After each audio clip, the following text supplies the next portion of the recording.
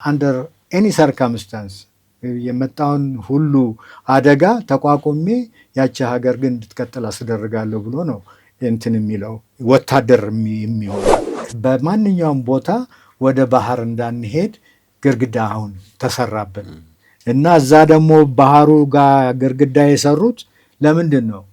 ምክንያቱም የኢትዮጵያ ገናናነት የሚለካው በንጉሱና በንጉሱ ሰራዊት ነው እንጂ በድንበር አይደለም።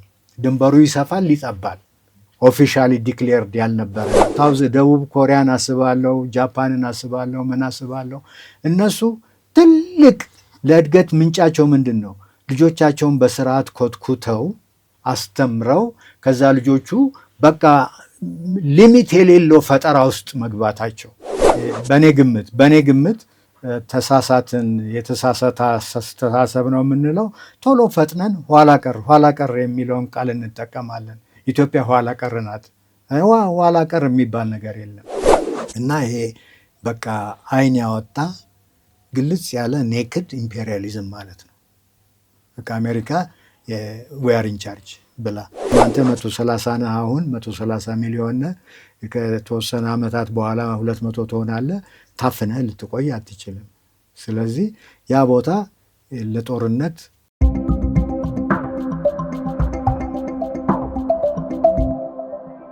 ጤና ይስጥልን ተመልካቾቻችን፣ ይህ በሐቅና ሳቅ ሚዲያ ተዘጋጅቶ ወደ እናንተ የሚደርሰው የፌርማታ እንግዳ የተሰኘው መርሃ ግብራችን ነው። የአንድ ሀገር ኢኮኖሚ ጠነከረ፣ በአስተማማኝ ሁኔታ ላይ ደረሰ የሚባለው መቼና ምን አይነት የጥንካሬ ሁኔታዎች ሲኖሩ ነው? ከዚህ አስቀድሞ ወይም በመካከል ኢኮኖሚው ላይ እየተሰራ ማለት ነው ወይም በኋላ ሊኖር የሚገባ አስተሳሳሪ ትርክት ይኖር ይሆን ወይ የሚለውን ጥያቄ አነስተን ሐሳብ መለዋወጥን ወደናል። ቀላል መስሎ የሚታዩ ጥያቄዎች ይነሳሉ። ለምሳሌ ለእድገት ምን ያስፈልጋል? የድምር ወይም የነፍስ ወከፍ ገቢ ሳይሆን እድገት ተገኘ ሲባል ምን ማለት ነው? የዚህ ተዋናዩስ ማን ነው የሚለውን እግረ መንገድ መርምረን መልስ እንሻለትና ሰሞነኛው የአሜሪካ ስለ ግብፅ ምስክርነት አንድምታና ሊሆን የሚገባውን የኢትዮጵያውያንን መልስ ከታሪክ ማስረጃ ከመረጃ ጋር አያይዘን ሐሳብ እንዲያካፍሉን እንግዳ ጋብዘናል።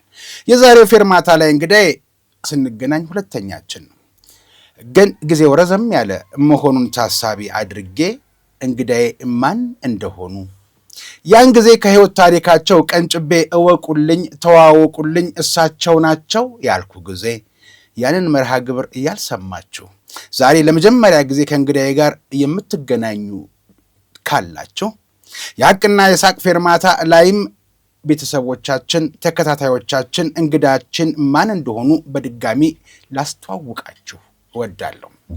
የከፍተኛ ትምህርታቸውን አለማያ ዩኒቨርሲቲ ሲማሩ በዓመት አንድ ጊዜ ሳይሆን 3 ጊዜ የጤፍ ምርት ይገኝ ዘንድ ጤፍ አብቃይ ስለሆነው ጥቁር አፈር ተመራምረው የመጀመሪያ ዲግሪያቸውን አገኙ። በአለማያ ዩኒቨርሲቲ ጥሩ ውጤት ያመጡ ተማሪዎች ደግሞ እዚያው ሐረማያ ዩኒቨርሲቲ ይቀራሉ። ያን ጊዜ አለማያ ዩኒቨርሲቲ ወይንም ሆለታ በሚገኘው በወቅቱ እርሻ ልማት 2 ዓመት ይቆዩና ለማስተርስና ለፒኤችዲ ዲግሪ ወደ ውጭ ሀገር ይላኩ ነበርና እንግዲህ ጥሩ ውጤት በማምጣታቸው 2 ዓመት የእርሻ ምርምር ኢንስቲትዩት ውስጥ ቆይተው ወደ አሜሪካን ሀገር ለትምህርት ሄዱ።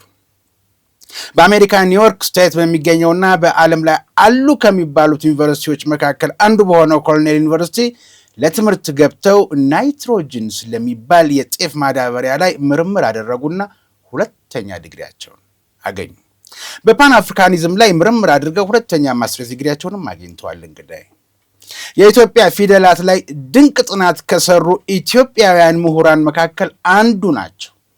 ለዶክትሬት ማሟያ ጥናታቸውን ኢትዮፒክ and African Writing System Its History and Principles በሚል የኢትዮጵያ ፊደል ተብሎ ብቻ የሚገለጽ አይደለም፣ የጥበብ ዕውቀት ስርዓት ነው ብሎ የሚያምኑት እንግዳዬ የአድዋ ታሪክን በተመለከተና ሌሎችም ታሪካዊ መጽሐፍቶችን ጽፈዋል። በዚያው በአሜሪካን ፊላደልፊያ ከተማ በሚገኝ ተምፕል ዩኒቨርሲቲ 2ኛ ፒኤችዲ ዲግሪያቸውን አግኝተዋል። ከዚህ ዩኒቨርሲቲ ግን 2ኛውን ፒኤችዲ ዲግሪያቸውን ብቻ አይደለም ያገኙት፣ የህይወት አጋራቸውንም ያገኙበት ዩኒቨርሲቲ ነው።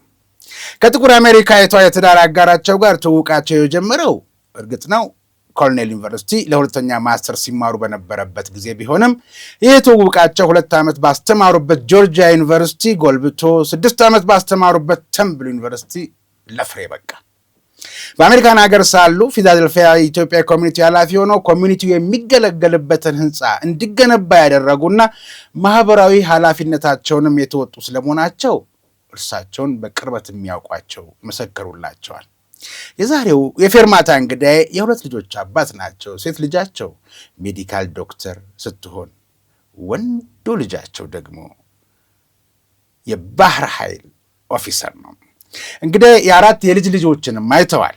እኔ ታሪካቸውን እስካጠናሁበት ጊዜ ድረስ 30 ዓመት በአሜሪካን ሀገር ሲማሩ ሲያስተምሩ ሲያጠኑ ኖሩና ልጆቼ ራሳቸውን ከቻሉ እኔም ለሀገሬ ልትረፋት በቀረችው ዕድሜ አሉና ይህንን ሀሳብ ሰንቀው ወደ ኢትዮጵያ መጡ። ወደ ኢትዮጵያ መጥተው መቀሌ ዩኒቨርሲቲ ለ9 ዓመታት አስተማሩ። በአጋጣሚ እሳቸው የእውቀት ሽግግር እንዳይተላለፍ እንቅፋት ሆኖ ማን መጣ? ኮሮና። ኮሮናው መጣው ሲል ስንቱን ጎበዝ አልጋ ሲዞ ርኅራኄ ሲሆንለት ከሞት ጋር አታግሎ ሲምር ከጨከነም ከመልአከ ሞት ጋር ተሻርኮ ሲወስድ በነበረ ጊዜና የሰሜኑ ጦርነትም ወዲያው አንዣበበ። እሳቸውም ወደ አዲስ አበባ መጡ። በተለያዩ ብዙሃን መገናኛዎች ላይ የቀረቡ ታሪክን፣ ስነ ጽሑፍን፣ ፖለቲካን በመተንተን የእውቀት ሽግግር እንዲኖር አበርክቷቸው ብዙ ነው። ከብዙ ትምህርታቸው፣ ከብዙ የህይወት ጉዟቸው፣ ከብዙ ታሪካቸው ካበረከቱት ጥናትና ምርምር ስራዎቻቸው የተወሰኑትን ለፌርማታ እንግዳ ተከታታዮች አቀረብኩ እንጂ እሳቸው እንግዳዬ ብዙ ናቸው። ከተነገረላቸው ያልተነገረላቸው ይበልጣል። ነገር ግን ባጎደልኩት ይቅርታ ጠየቅኩ። የገዘፈ ታሪካቸውን ለታሪክ ጸሐፊዎች መተውን ወድጃለሁ። በተለይ ለእኔ ከአባትም ከእንግዳም በላይ እንደ አባትም እንደ አስተማሪም ናቸውና በተለየ ምስጋናዬ በእናንተ ስም ይድረስልኝ። የዛሬው ፌርማታ እንግዳይ በአሁኑ ወቅት የሀገር ውስጥ ደህንነት ጥናት ክፍልን በኃላፊነት እየመሩና በመከላከያ ጦር ኮሌጅ በፕሮፌሰርነት እያገለገሉ የሚገኙት ፕሮፌሰር አየለ በከሪ ናቸው።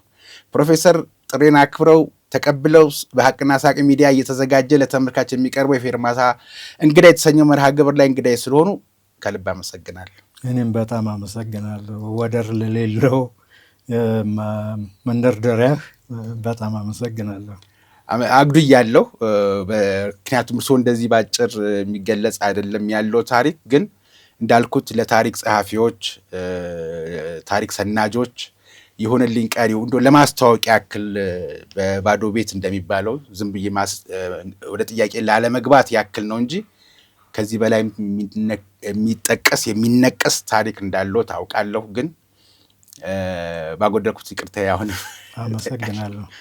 በመግቢያ እንዳልኩት ነው ፕሮፌሰር እንደዋዛ ቀላል ይመስላል ሲያወሩትና ጥያቄውን ሲያነሱት።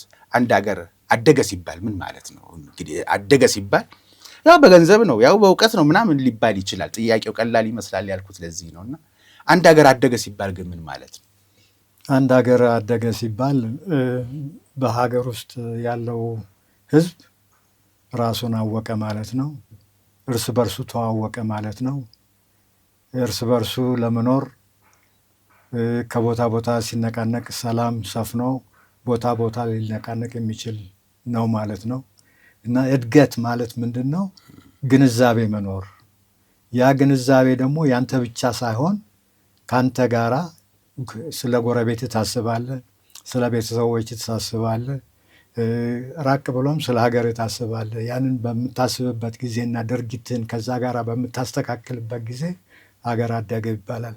አሁን ለምሳሌ አደጉ የሚባሉትን ሀገራት በምትወስድበት ጊዜ እንግዲህ ከሀገር ጋር ኃላፊነት አለ እና ያንን ኃላፊነት በፍላጎት ወስደው ለምሳሌ ግበር ክፍሉ ሲባሉ ከፖሊስ ጋር ታጅበህ ሄደህ ማስገበር የለብህም። ያውቁታል። ያ ጥቅም የሚሰበሰበው ሀገርን ለማልማት፣ መንገድ ለመስራት፣ መብራት ለመዘርጋት፣ ኢንተርኔት ለመዘርጋት ነው ብለህ አንተ ኦልሬዲ ያስበህ ስለሆነ ያንን ኃላፊነት ወስደህ ለሀገር የሚደረገውን ነገር በፈቃደኝነት ታደርጋለህ ማለት ነው። ያን ጊዜ ሀገር አደገ ማለት ነው። ሀገር አደገ ማለት አስተማሪም ከሆንክ በአስተማሪነትህ በጣም ጥሩ ስራ ለመስራት የምትፈልግ ጊዜ አታባክንም፣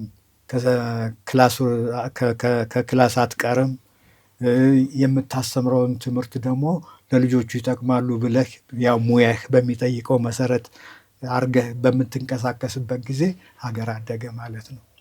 ሀገር ሲያድግ በጣም ሰላም ይሰፍናል። ሰላም ማለት ነው ለእኔ ትልቁ ዴፊኔሽን ምንድን ነው? ከቤቴ በፈለግኩበት ሰዓት ወጥቼ የፈለግኩበት ቦታ ሄጄ ተመልሼ ቤቴ ስገባ ያኔ ሰላም አለ ማለት ነው። እንግዲህ ከፍርሃት የተወገደበት መፍራት የሌለበት ያ ሁኔታ በሙሉ እንግዲህ ሀገር ሌላው ደግሞ ሀገርን አደገ ስንል ኔሽን ስቴቱ ወይም ደግሞ ሀገረ መንግስቱ አካውንተብል የሆነ ማለት ተጠሪነት ያለው ከህዝቡ ጋር ያለውን ግንኙነት በስርዓት የሚያውቅ እና ያንን የሚያከናውንና ህዝቡ ያን ጊዜ ታማኝነቱን የሚገልጽለት ሆኖ ሁለቱ ተዋውቀው ተስማምተው እንቅስቃሴ ሲያደርጉ መንገድ ለመስራት ሊሆን ይችላል፣ ትምህርት ቤት ለመገንባት ይሆናል፣ ሆስፒታል ለመገንባት ይሆናል፣ ወይም ደግሞ ጦር መስርቶ ያንን ጦር በጣም በሙያ ተክኖ እንዲወጣ ማድረግ ሊሆን ይችላል። ስቴቱ ያለፈበትንም ኃላፊነት ሲፈጽም እና ያ የሚፈጽመውን ኃላፊነት ደግሞ ህዝቡ ሲረዳው ህዝቡ የሚረዳው እንግዲህ አሁን ለአንተ እንደምታደርገው በሚዲያ ሊሆን ይችላል፣ በተለያዩ አውታሮች ሊሆን ይችላል እና እነዛ ሁሉ በሚኖር በጣም እጅግ ኢምፖርታንት ጠቃሚው ግን ምንድን ነው በምንልበት ጊዜ የውጭ ጠላት በሚመጣበት ጊዜ የምናሳየው ሁኔታ ያንን የውጭ ጠላት አንቀበልም ብለን እንዋጋለን፣ እንሸሻለን ወይም እንንበረከካለን። ያ እንግዲህ ሳትንበረከክ ሳትሸሽ ያንን ጠላት ስትቋቋም ሀገር እድገት አለ ማለት ነው። ሀገር አደገ ማለት ነው። የሀገርን ምን እንደያዘና ያንን እንዴት ስራ ላይ እንደምታውል በአንተ በግለሰብ ደረጃ ትገልጸዋለህ ማለት ነው። ያን ጊዜ እድገት አለ ማለት ነው። እና እነዚህ እንግዲህ አጭር ብዙ አይደሉም፣ ለምሳሌ እንዲሆንህ ነው። እና አይ ቲንክ ሁልጊዜ ሰዎች ትንሽ ጠለቅ ባለ ሁኔታ የማይመለከቱት እኔ ሳስበው ሀገራችንን ሳስብ የማይመለከቱት ሁኔታ ምንድን ነው? ይችን ሀገር ከጥንት ጀምሮ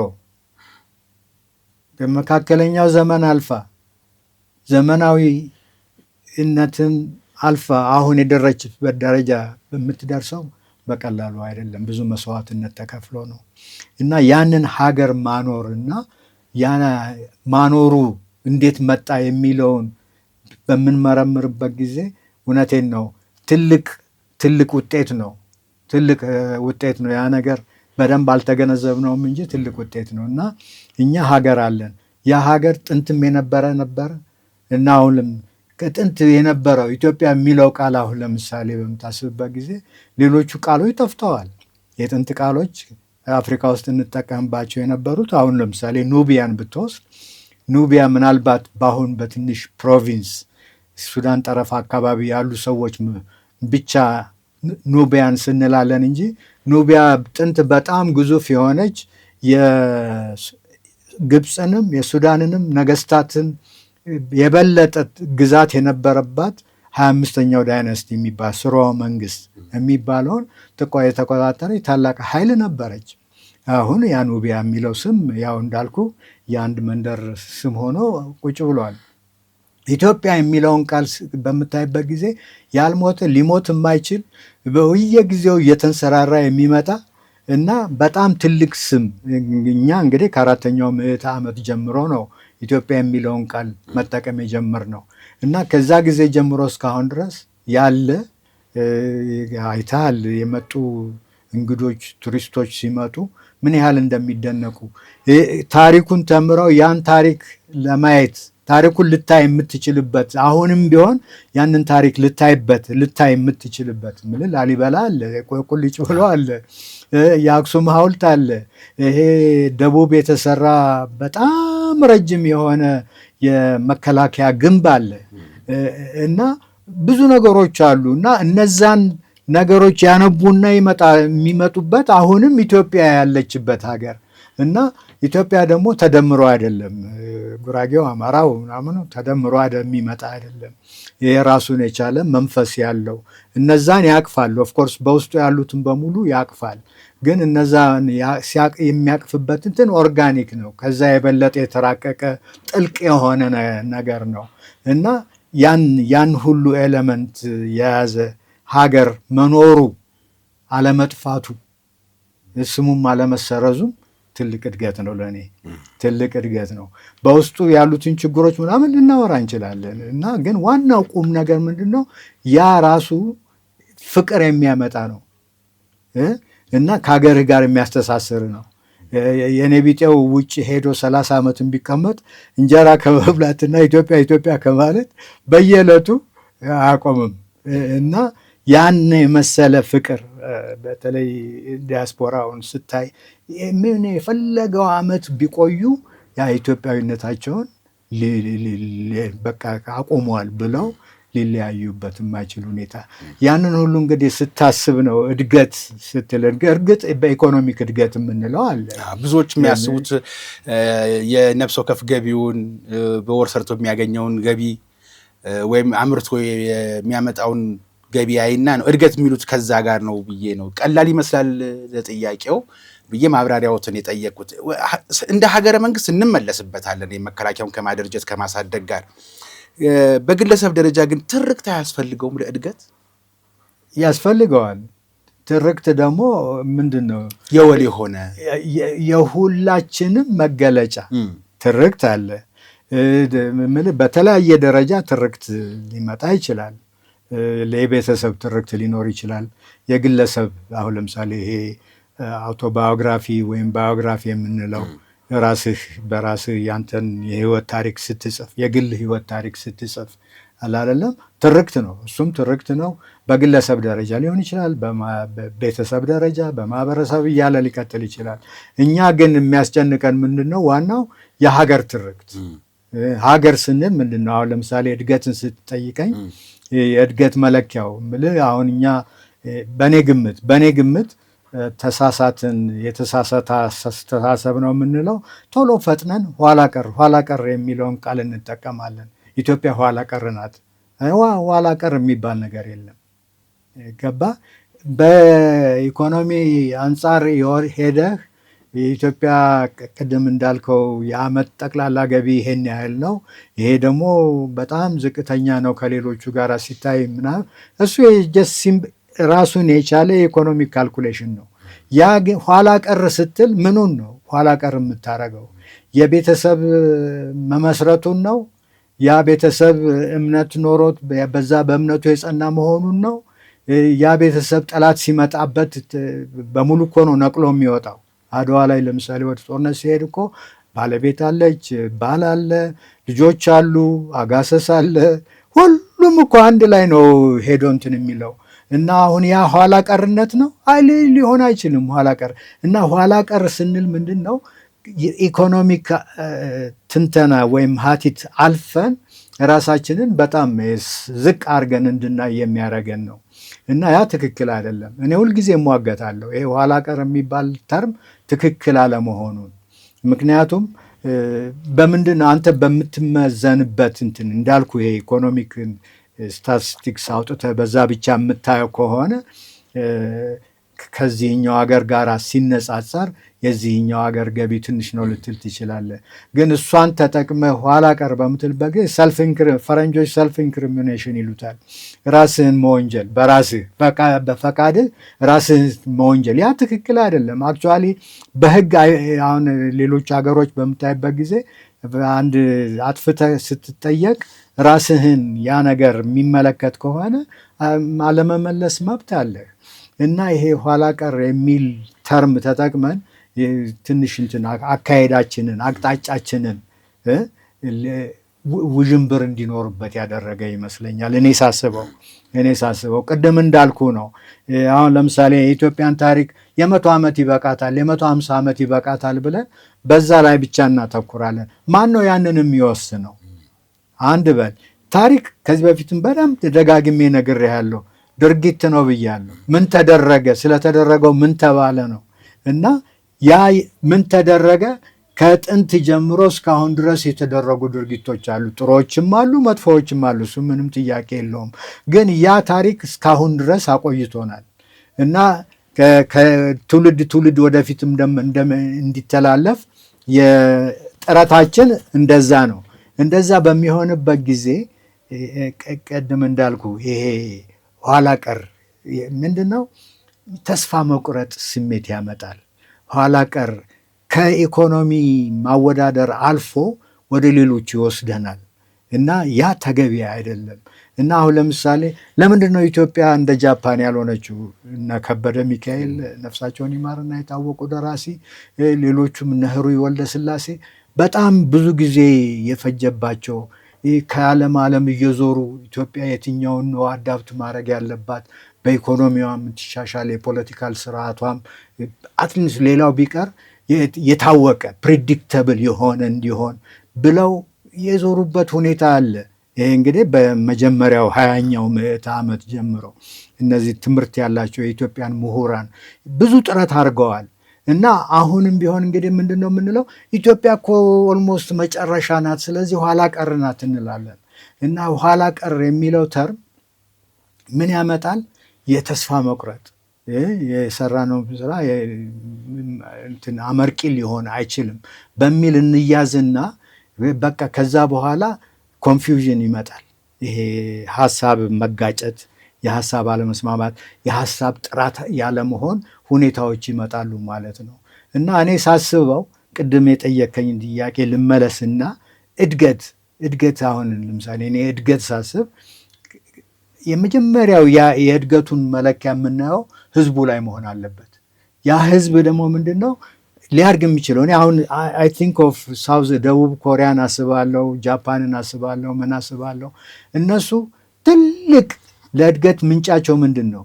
ልጆቻቸውን በስርዓት ኮትኩተው አስተምረው ከዛ ልጆቹ በቃ ሊሚት የሌለው ፈጠራ ውስጥ መግባታቸው ነው። እና ሲያስተምሩ ደግሞ ምንድን ነው ፋውንዴሽን ያደረጉት? አሁን እኛ ልንከተል ያልቻልነው ፋውንዴሽን የራሳቸው ባህል፣ የራሳቸው ታሪክ፣ የራሳቸው ኢንዲጂነስ የሆነ ከልቸር፣ እሱን ነው ፋውንዴሽን ያደረጉት።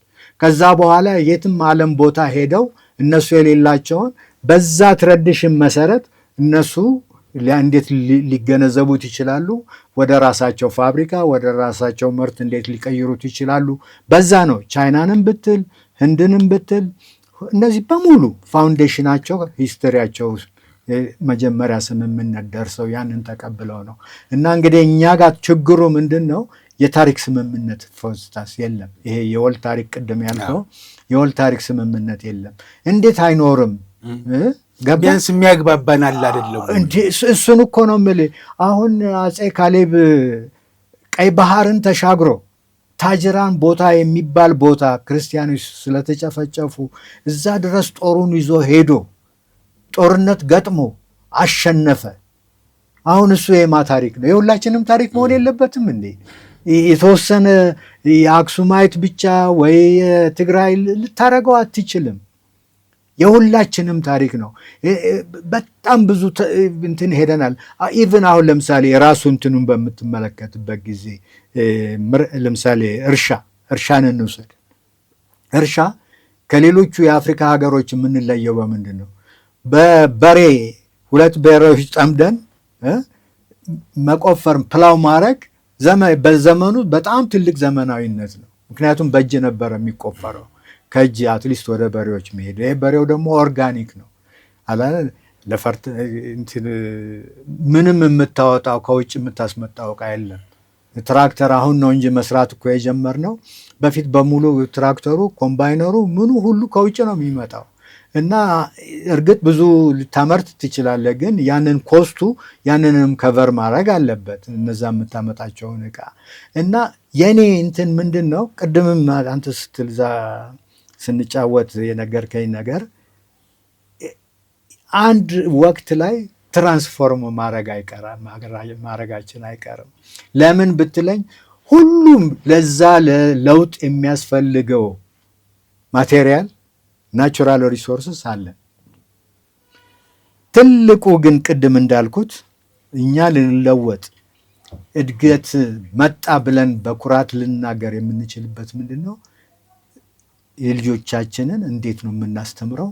እንዴት ነው የምናሰለጥነው? እንዴት ነው ሀገራቸውን ሊያቅፉ የሚችሉበትን ሁኔታ የምናስረዳው የሚለው ጥያቄ ይመስለኛል። እና ምክንያቱም ትምህርት ነው ወሳኝ፣ ለሁሉም ነገር ወሳኝ ትምህርት ነው። ያ ትምህርት ደግሞ ጥራቱ የተረጋገጠ ዝም ብሎ አለ ክላስሩም ገብቶ ክላስሩም መውጣት ምናምን አይደለም።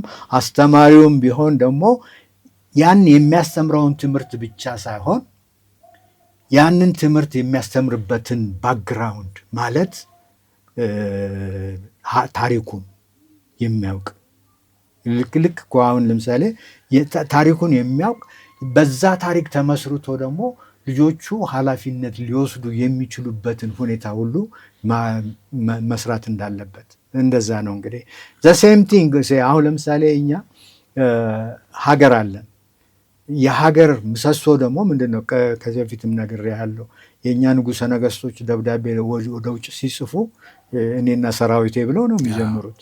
እና ያ ሰራዊት ኪ መሆኑ ለዛ ሀገር ህልውና፣ ለዛ ሀገር ከትውልድ ትውልድ መተላለፍ፣ ለዛ ሀገር መቆም፣ መኖር፣ አለመደፈር ዋናው ሚስጥሩ ያለው እዛ ወታደሩ ነው ማለት ነው፣ ሰራዊቱ ላይ ማለት ነው። ያ ሰራዊት ደግሞ አንድ ዋና ኪ የሚገባበት ቃል አለ። አንደር ኤኒ ሰርከምስታንስ የመጣውን ሁሉ አደጋ ተቋቁሜ ያቺ ሀገር ግን እንድትቀጥል አስደርጋለሁ ብሎ ነው እንትን የሚለው ወታደር የሚሆነው።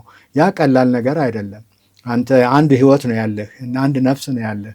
ያንን ሰረንደር አድርገህ ሰጥተህ በቃ ያንን ህይወቴን እሰጣለሁ ግን ሀገር አኖራለሁ ስትል ያ የወል ትርክት ቤዝ ይሆናል ማለት ነው።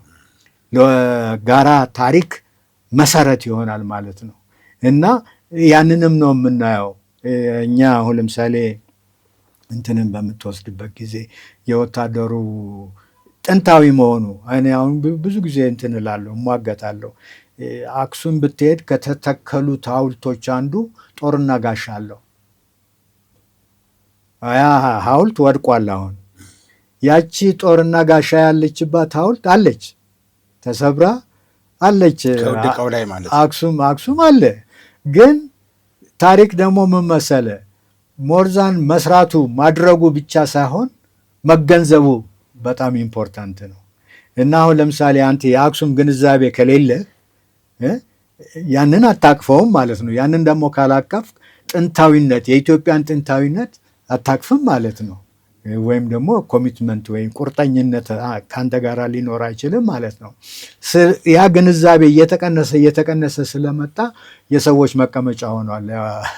የጥራቤ አሁን በቅርብ ነው መከላከያ ጋራ እኔ አትሊስት እዛ ትግራይ በምኖርበት ጊዜ ስለማውቀው እነሱን አለርት አድርጊያቸው አሁን ነው በንትን በቅርስ ደረጃ ታይቶ ያን ነገር በሚገባ ክብካቤ እንዲደረግለት የተወሰነ። ምክንያቱም የኢትዮጵያ ታሪክ ጥንታዊ ነው ስትል የሰራዊቱም ታሪክ ጥንታዊ መሆኑን ምስክር ጦርና ጋሻ ካለ እኮ የሚከላከል ኃይል ነበር ማለት ነው። በቃ እሱን እኮ ነው የምልህ። በቃ ይሄ መከላከያ የሚለው ኮንሴፕት እንኳን መምጣቱን አሁን ለምሳሌ ጦሩን ብቻ ሊያስቀምጡ ይችላሉ።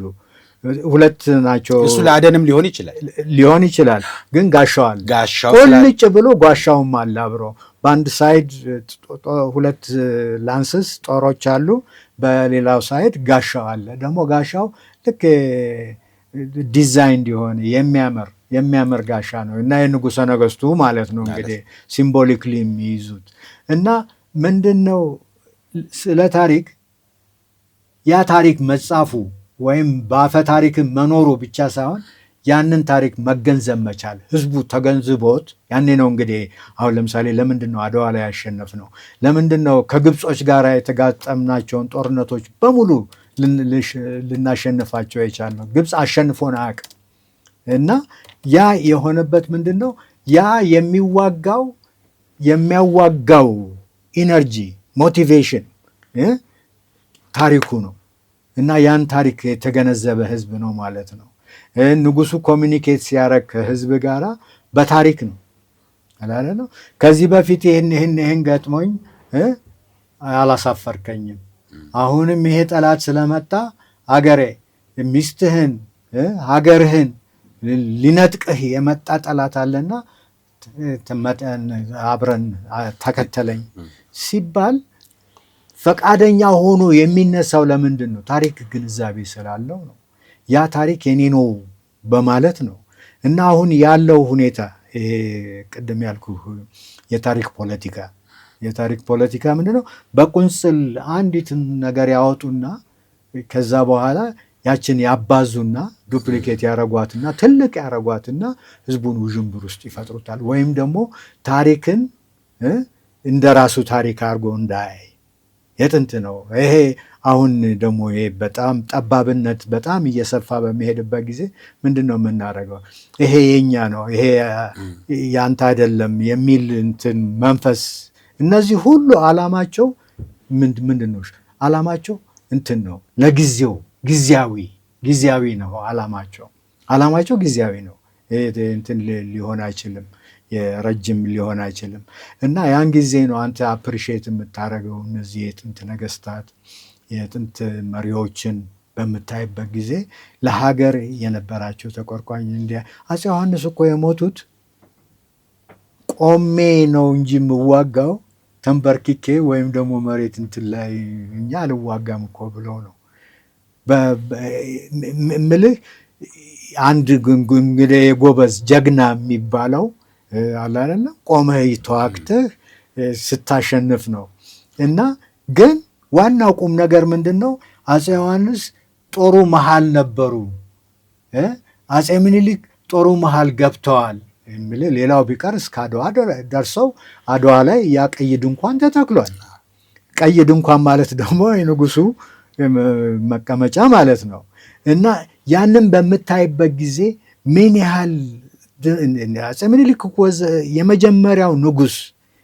ምክንያቱም የኢትዮጵያ ገናናነት የሚለካው በንጉሱና በንጉሱ ሰራዊት ነው እንጂ በድንበር አይደለም። ድንበሩ ይሰፋል፣ ይጠባል። ኦፊሻሊ ዲክሌርድ ያልነበረ ነው። ለመጀመሪያ ጊዜ ዲክሌርድ የሆነው በአፄ ምኒልክ ጊዜ ነው። አፄ ምኒልክ ምን አደረጉ? የኢትዮጵያ ድንበር ዳር ድንበሩ በደቡብም በሰሜንም በምስራቅም ይሄ ነው ብለው ደብዳቤ ጽፈው በመልእክተኞች ለሁሉም ለአውሮፓውያን መሪዎች አስታውቀዋል። ገባ? ከዛ በኋላ ደግሞ ያንን ዲፌንድ የማረጉ ራይታችን የኛ ነው ብሎ ነው እንግዲህ አድዋም የመጣው በዛ ነው። እና ይሄ የሚያሳይህ ምንድን ነው? አሁን እኮ የኛ ምንድን ነው እንደ አሜሪካ ስላልሆን እንደ ጀርመን ስላልሆን አቺቭ ያገኘናቸውን ነገሮች እናኮስሳለን፣ እንንቃለን እንጂ ሁኔታውን በምታይበት ጊዜ እንዴ እኛ እኮ ዊሃድ ይሄ የሀገረ መንግስት ኮንሴፕት ምንድን ነው? ኮንሴፕት በአማርኛ እንትን ሀሳብ በለው በቃ የሀገረ መንግስት ሀሳብ ቅድም እኮ ያልኩህ ነው። ያ ጋሻና ያ ጦር ለምን ሐውልት ላይ እንዲቀረጽ ተደረገ? እዝንታት መከላከያ አንድ ቨርዥኑ ነው ማለት ነው ለመንግስት። ያ መንግስት ደግሞ ሬኮግናይዝ አድርጎ የመንግስቱ ህልውና የሚያስጠብቀው ሰራዊቱ ነው ብሎ ኮንክሉድ አድርጓል። ስቴት ፎርሜሽን ነበረ። ኢን ዘ ኤንሺየንት ታይምስ ስቴት ፎርሜሽን ነበረ በመካከለኛው ዘመን። እንደውም መካከለኛውን ዘመን ለምን እንደሆን የማይገባኝ አሁን ትንሽ እንቅስቃሴ አለ እንጂ ፈጽሞ አናነሳውም፣ ፈጽሞ ታሪኩን አንገነዘብም እንጂ በሙሉ አሁን ያለው ስርዓት ምንጩ የመካከለኛው ዘመን ነው። የናፄ ዘርዓ ያዕቆብ፣ የናፄ ይስሐቅ፣ የናፄ አምደ ጽዮን የነሱ ያደረጉት ድርጊት ኮሚክ ነው። ምን አለ የመካከለኛው ዘመንን አናጠናም ለምን? እንደው ሌላው ቢቀር ቤታቸውን እንኳን መስራት ያልቻሉ ብሎ ይወቅሷቸዋል። የሰሜኖቹ ቤት አልሰሩም፣ የታለ ቤተ መንግስት አልሰሩም ብለው ይወቅሷቸዋል። እናፄ ዘርዓ ያዕቆብን እናፄ አምደ ጽዮንን። ግን ምንድን ነው እነሱ ያደረጉት? ተቋም መፍጠር ጠቃሚነቱን ተረድተዋል። ያ ተቋም ደግሞ በእነሱ ዘመን ከሃይማኖት ጋር የተሳሰረ ነው እና ይሄ ኪኪ የሆኑ ገዳማት በሙሉ ኪኪ የሆኑት አብያተ ክርስቲያናትን በሙሉ በምታይበት ጊዜ አሁን ያሉትን እንደ ቤተ መንግስትም የሚጠቀሙባቸው ያን ጊዜ የሰሯቸው ነው እና ብዙ ድርጊቶች አሁን ለምሳሌ በመካከለኛው ዘመን ተደርጓል። ስለ ፊሎሶፊ፣ ስለ ታሪክ፣ ስለ ተለያዩ ሳብጀክቶች ጥናት እንደ ዘርዓ ያዕቆብ እኮ ወዘን ኢንቴሌክቹዋል ናቸው እና እንደዚህ ነው የምልህ። ይሄ ቅድም እንዳልኩ ጃፓኖች፣ ቻይናዎች የራሳቸውን ባህል የራሳቸውን ታሪክ ፋውንዴሽን አድርገው ወደ ዘመናዊ ትራዲሽን ስልጣን የሚባለው ውስጥ ሊገቡ ቻሉ። እኛ ምን አረግን? ስልጣኔን ወይም ደግሞ ዘመናዊነትን ስንተረጉም ምንድን ነው ያደረግነው? ያ ዘመናዊነት ሊመጣ የሚችለው የውጩን ስልጣኔ እንዳለ ኮፒ በማድረግ ወደዚህ በማምጣት ነው። እንደዛ ሊሆን አይችልም። ያንተ መሰረት የራስህ መሆን አለበት። ያንን ሪፎርም ልታደርገው ልታሻሽለው ትችላለህ እንጂ እሱን ኮምፕሊትሊ አባንደን አድርገህ ያ ነው የሆነው። የዘመናዊ ትምህርት ሲመጣ አይደለም። ይሄ የምናውቀው ታሪክ ነው። ስርዓተ ትምህርቱንም ኮፒ አድርጎ የማምጣቱም ችግርም በጣም ስርዓተ ትምህርቱ ብቻ ሳይሆን ቋንቋውንም ከዛ ደግሞ እምልህ አሜሪካን ሀገር እንግዲህ እኔ ቢጤው እዛ ነው የሚኖረው። ምንድነው አሜሪካዊ ለመሆን የሚያስፈልግ? ህገ መንግስቱን መቀበልና እንግሊዝኛ ቋንቋ መናገር ነው። ቤት ውስጥ ወይም አካባቢ ወይም በአንተ ሃይማኖት በኩል ከመጣህበትን ቋንቋ ልታበለጽግ የፈለግከውን ልታረግ ትችላለህ። ግን ከሌላው ጋር ኮሚኒኬት ሊያደርግህ የሚችለው እንግሊዝኛ ቋንቋ ስለሆነ ያ እንግሊዝኛ ከሆነ መሰረታዊ የሆነ እና እኛም አንድ መሰረታዊ የሆነ ሁላችንም ሊያግባባን ሊያስተሳሰረን የሚችል ቋንቋ ቢኖር ይጠቅመናል እንጂ አይጎዳንም። አንድ ሰው ደግሞ ከአንድ በላይ 2-3 ቋንቋ ማወቁ ጸጋ ነው፣ ጠቃሚ ነው። አሁንስ ቢሆን የባዕዳን ሀገሮችን እንፈልገው የለን እንማር የለ ከፍለን በዛው በገንዘባችን እዚህ ካለው የኦሮሞ ወንድሜ ኦሮምኛን በመማር እዚህ አጠገቤ ካለችው እህቴ ትግርኛ ቋንቋን ከመማር የቻይንኛውንና እንግሊዝኛውን ከፍዬ እማራለሁ። በጣም ይሄም ራሱን የቻለ ግን እኔ የጋራ የሚያደርገን የሚያግባባን ትርክት አለ። ግላዊ የሆኑ ያልተረጋገጡ አንዳንድ ጸሐፊዎች መጽሐፍቶቻቸውን ለመሸጥ አንዳንድ አሁን ደም ቴክኖሎጂው መጥቶ ቆርጦ መቀጠል ሁሉ ይቻላል አሁን እና ባልተረጋገጠው ነገር ከምንባላ አንድ የሚያደርገንን ነገር መስበክና አንድ የሚያደርገን ነገር ላይ ጊዜ ማጥፋት ለምን አልሆነልንም? አሁን እንግዲህ እድገታችን በዚህ ስለምንለካው ማለት ነው። ሌላው ግን ሁልጊዜ በዳይ እርስዎ ነው ለእኔ ይህ ሁልጊዜ ተበደልኩ ነው። ለእርስዎ እኔ እንዲበድሉኝ መነሻ ስለመሆኔ ተናግሬ አላቅም። በድያለሁ ብዬ አፌ ሞልቼ ተናግሬ አላቅም። ሁልጊዜ ተበደልኩ ነው። ሁልጊዜ ልጄ ይህን ሲሰማ በቁጭት ስሜት እያደገ ለበቀል እየተነሳ እንዲህ እየተደራረገ ነውና የመጣው ማብቂያው የት ጋ ነው የሚለው ነገር ሁልጊዜ ያሳስበኛል። ለዛም አሁን በተቆርጦ በሚቀጠልበት አሁን በተለይችን ሰሞን የማያቸው አንዳንድ ቪዲዮዎች ድምፁም ኤአይ መጥቷል። ጭራሽ ኤአይ እንኳን በአንዳንድ ፊደልም ይያዛል። እንደው ግን ማይመስል ነገር በሰው ሞትም እስከ ማላገጥ ሁሉ የሚደርሱ ነገሮችና የጋራውን መስበኩ አይሻልም የሚለውን ነገር ነው። ይሄን እንደ አባትና እንደ ታሪክ ምሁር ባጭሩ ቁልፍ ያደርጉልኝና ወደ ቀጣዩ ጥያቄ በዛው እንዲመልሱልኝ ልሻገር። ወደ ሀገረ መንግስት ስንመጣ ሀገረ መንግስት ሲሆን ደግሞ እንግዲህ አሁን በግለሰቦቹን አይተናል። በግል ደረጃ እዚህ አክሱሟ ጋሻ ጥሩ እንትን ነች ያመጡብኝና አዎ ሀገረ መንግስት አደገ የሚባለው ብዙ ሰራዊት ስላለው ነው፣ ስለዘመነ ነው፣ በህዝብ ዘንድ ቅቡልነት ስላለው ነው? ምንድን ሀገረ መንግስት አደገ እድገት አሳይቷል የሚባለው? ያችኛዋን ይዝጉልኝ። ያቺ ምን ይሻለናል የምትለዋል ምን መሰለህ እኔ የማስበው አሁን አንተ እንዳልከው ሁኔታዎች በጣም ቀላል ሆነው ህዝብን ማወናበድ ምናምኑ ጨመረ ምናምን ላልከው ቅድም ያልኩት አለ መጀመሪያ ሲጀምር አይ ቲንክ አንተ ወታደርም ሆንክ አስተማሪም ሆንክ ሹፌርም ሆንክ የሳይንስ ተመራማሪም ሆንክ እነዛን ነገሮች ፋውንዴሽኑን ታሪክ አድርገህ ያ ደግሞ ታሪክ ግንዛቤ ሲኖርህ እነዛ ሁኔታዎች በምንም አይነት እንትን ሊያደርጉ አይችሉም፣ አይቀጥሉም። እንትን ሊሉ አይችሉም። እና እንደዛ ይመስለኛል። ቅድም አልክ አገኘሁት ነጥቡም መጣልኝ። በዛ ትንሽ ምን መሰለህ ሀገረ መንግስት ምንድን ነው? ተቋም ነው። ሃይማኖት እንትን ቤተክርስቲያን ምናምን አብያተ ክርስቲያናት ተቋሞች ናቸው። የተለያዩ ድርጅት ተቋም ነው። ያ ተቋም ጠንካራ ሲሆን ያ ተቋም የመጣውን ችግር በሙሉ ሊፈታ ይችላል። አሁን ለምሳሌ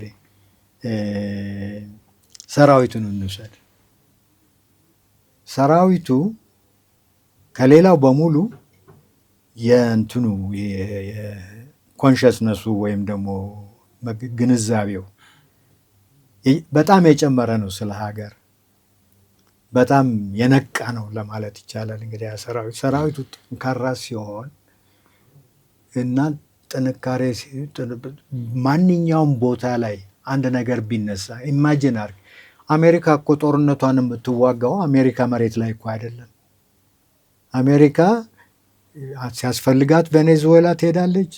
ሲያስፈልጋት 26,000 27,000 ቶን አወርድብሻለሁ ብለው ኢራንን ታስፈራራለች።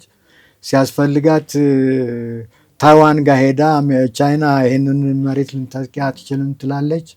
አለ አይደለም ቢልት አለ አይደለም ትልቅ ጠንካራ ሰራዊት በመገንባት ነው ያ ኔሽን ስቴት ወይም ደግሞ ሀገረ መንግስቱ በማንም ሊደፈር የማይችልበት ሁኔታ ላይ የደረሰው።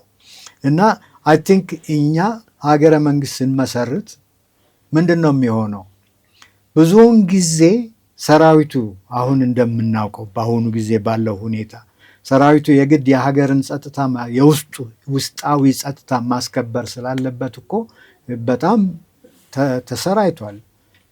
ያ በሚሆንበት ጊዜ ደግሞ ድንበርን ላታስከበር ትችላለህ። ምክንያቱም አቅሙ ሊያንስህ ይችላል፣ አቅሙ በቂ ላይሆን ይችላል። እና ተቋም መኖሩና የተቋም ጥንካሬ እነዚህ ካልካቸው በሙሉ ራስን ሊተከላከል ያስችላል። ምክንያቱም የስቴቱ ፓወር እና የስቴቱ ስትሬንግዝ ከግለሰቦች የበለጠ ነው።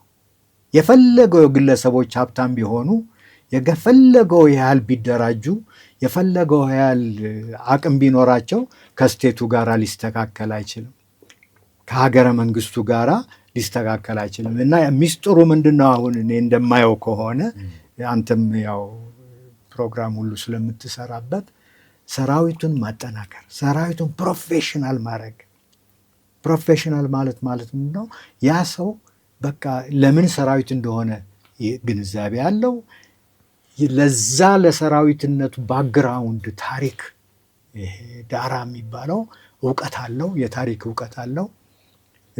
ራሱን ያከብራል፣ ጎኑ ያለውን ሌላውን ሰራዊት ያከብራል። ይሄ ደግሞ በዛ የወታደር ስርዓት ታውቃለህ፣ ራንክ አለው። በዛ ውስጥ ሁሉ መከባበር አለ እና ያ እስካለ ድረስ ማንም አይደፍረንም። አሁን ለምሳሌ ግብፅ የምታደርጋቸው ትንኮሳ፣ ያ ሁሉ አልቲሜትሊ የሚወሰነው በምንድን ነው? ደፍረው መጥተው እንውጋችሁ ካሉ ያ የመከላከል ኃይል አለ ወይ? የመከላከል ስነ እንትን አለ ወይ? አእምሮ ሳይኮሎጂካል ሬዲነስ አለ ወይ? ያ እስከሆነ ድረስ ማንም ሊነጋ አይ ቲንክ ቅድም ያልኩ ለዛ ነው የእኛ ታሪክ ተደምሮ አሁን የደረሰበት ደረጃ የደረሰ ነው። አንድ ቦታ ላይ ብቻ ጀምረህ ያ እዚህ ቦታ ላይ ይሄ ተደረገ ብለህ ያንን ታሪክ አባንደን የምታደርገው አይደለም። እና ያ ጥንካሬ ደግሞ የበለጠ እየጨመርክበት ትሄዳለህ እንጂ አትቀንሶ ወይም ደግሞ በቃ አሁን ጠንክረናል ብለህ የምታቆመው ነገር አይደለም። ያ እስከሆነ ድረስ ያ የምንፈልገው ኢኮኖሚካዊ እድገት ይመጣል ብዬ ነው እኔ የማስበው። እንደዛ ነው እንግዲህ ያችን ለማጠናቀቅ የመጀመሪያዋን ድገምልኝ ሁለተኛዋን ጥያቄ። ሁለተኛው ሀገረ መንግስቱ እንግዲህ እንደ ተቋም አሁን ጀምረውልኝ ነበር። አደገ ብለን የምንለው ከመከላከያ አቅም መጠናከር ጋራ ራዕዩ እንግዲህ ሰንደቁን ከፍ በማድረግ አዳዲስ ልጆችንም እኮ ቅድም እንዳሉት መሰረቱን የያዘ ትውልድ እኮ ካደገ አገርና ሰንደቁን የሚወድ ትውልድ እኮ ይመጣል። እሱ በመዘመኑ እና ቴክኖሎጂን በመታጠቁ ይገለጻሉ የሀገረ መንግስት ጥንካሬ እድገት ይባላል ወይ? እሱ ነበረ ማንሳት የፈለገው። በጣም ጥሩ ነው። አይ ቲንክ ቱሚ እድገት የሚመጣው ከግንዛቤ ከራስህ በራስህ ጠይቀህ የምታገኛቸው መልስ ከዛ ነው የሚመጣው። ማለት ጥልቀት አለው። ቴክኖሎጂ ብቻውን የሚልህ አሁን እንትና ውሰድ ትራምፕ። በነገራችን ላይ ጥሩ ኤግዛምፕል አለ ለኛ። ለምን መሰለህ? ያለ የሌለውን መርከቦች በሙሉ ይዞ ነው አይደለ ቬኔዙዌላ ሄደው የጦር መርከቦች እና ሁሉ አይነት አውሮፕላን የሚያሳርፍ ሰማሪን ምን አንድ አልቀረውም። ምክንያቱም ቬኔዙዌላ የውሃ ፍሮንት ስላላት ነው አይደለም። እና ከዛ የሄዱት አውሮፕላኖች ናቸው፣ ሄሊኮፕተሮች ናቸው ቤቱ የተኛበት ክፍል ውስጥ ድረስ ገብተው ይዘውት የወጡት። እና የኛ ታውቃለህ አይደል በታሪክ የኛ መሪዎች እንትን ባህር ዳር ላይ ቤተ መንግስት አይገነቡም። ምክንያቱም በቀላሉ አንድ ኃይል ያለው በመርከብ መጥቶ ሊያጠፋን ይችላል በሚል ወደ ውስጥ ሲገቡ ነው አዲስ አበባ የደረሰው። ገባ? ታሪካችን እንደዛ ነው። ታሪካችን እንደዛ ነው። በጣም ይሄ ሰልፍ ዲፌንስ የሚባል ይሄ ተራራው ምኑ ለምን ተፈጠረ ብላ የምትከላከልበት ቦታ ላይ ነው ሄደ ቤተ መንግስት የምትሰራው ወይም ደግሞ ዋና ከተማህን የምትከትመው። እንደዛ ነበር። ያ ታሪክ አለ እኛ ጋር እና በዛም ምክንያት ነው ዊክ ስለሆን የባህር በርን መጠበቅ ዳዝንት ነሰሰረሊ ሚን በባህር እቃችን አይወጣም አይገባም ማለት አይደለም። ለዛህም ነው ባህረ ነጋሽ የሚባል ለምሳሌ ኤርትራ ብለን የምጠራት ባህረ ነጋሽ ነበር የምትባለው። እና ባህረ ነጋሽ ደግሞ የተባለው የባህር ንጉስ ይሰየማል፣ ግን ተጠሪነቱ ለንጉሰ ነገስቱ ነው። እዛ ተራራዎቹ መሀል ላለው ለሱ ነው ተጠሪነቱ። እና ያ ባህር የሚጠበቀው በንጉስ ለዛ ለተፈጠረው ንጉስ ነው። እና እንግዲህ አሁን የከፋም ነገር ከመጣ ሸሽቶ ወደ ተራራው ይመጣል። ተራራው ከዛ ጦር ይልካል። ገባ? ግን ያ በባህር አርጎ ወደ ውስጥ ሊገባ የሚችለው ጠላት አስቸጋሪ ይሆንበታል። እና ደግሞ ብዙ መከላንትን ዲፌንሶች ምሽጎችን በጥሶ ነው እዛ ሊደርስ የሚችለው። እና በዛ ዘዴ ራሳቸውን ያቆያሉ ማለት ነው። ያው ቴክኖሎጂካሊ አድቫንስድ ስላልሆኑ ነው። እና ኤግዛክትሊ ምንድን ነው ያደረጉት አፄ ቴዎድሮስ እኮ መንገድ አሰርተዋል። በዶማም ይሁን በአካፋም ይሁን በእንትን እያደረጉ ከጋፋት አንስቶ እስከ መቅደላ ድረስ መንገድ እኮ አሰርተዋል። ያንን መድፍ እንትን ለማለት ለመጎተት እና የእንግሊዝ ጦር ሲመጣ ያው የእንግሊዝ ጦር አብዛኛው የመጣው ከህንድ ነው። ምክንያቱም ህንድ በእንግሊዝ ስር ስለነበረች እና እነሱ ሲመጡ ሰፊውን ቦታ የተጠቀሙት አፄ ቴዎድሮስ በሰሩት መንገድ ነው ያለፉት። እነሱ ታንክ እንኳን የለም። መድፋቸው ምናቸውን ጓዛቸውን ይዘው ለተወሰነ ጊዜ ያለፉት በአፄ ቴዎድሮስ ባሰሩት መንገድ ነው፣ እሳቸው ባስጠረጉት መንገድ ነው። እና ይሄ እንግዲህ ቅድም ያልኩህን ያስመሰክራል። ጠላት ከውጭ ሲመጣ ቶሎ አታክ እንዳያረጋቸው ያንን ተሬን ወይም ደግሞ ተራራውን እንደ ዲፌንስ ሜካኒዝም ተጠቅመው ከየብስ ላይ ሆነው ከገጠሙት እኮ መጨረሻው ውሃው ነው የሚሆነው። የትም አይሄድም። እሱን እኮ ነው የምልህ። እና እንግሊዞችም አውቀዋል። እንደምንም ብለው መቅደላ ደረሱ። ጦርነት አልገቡም። ያው እርግጥ ከጀነራል ገብርዬ ከራስ ገብርዬ ጋራ እታች ያለው ቦታ አሮጌ ነው የሚባለው፣ እዛ ቦታ ላይ ተዋግተዋል።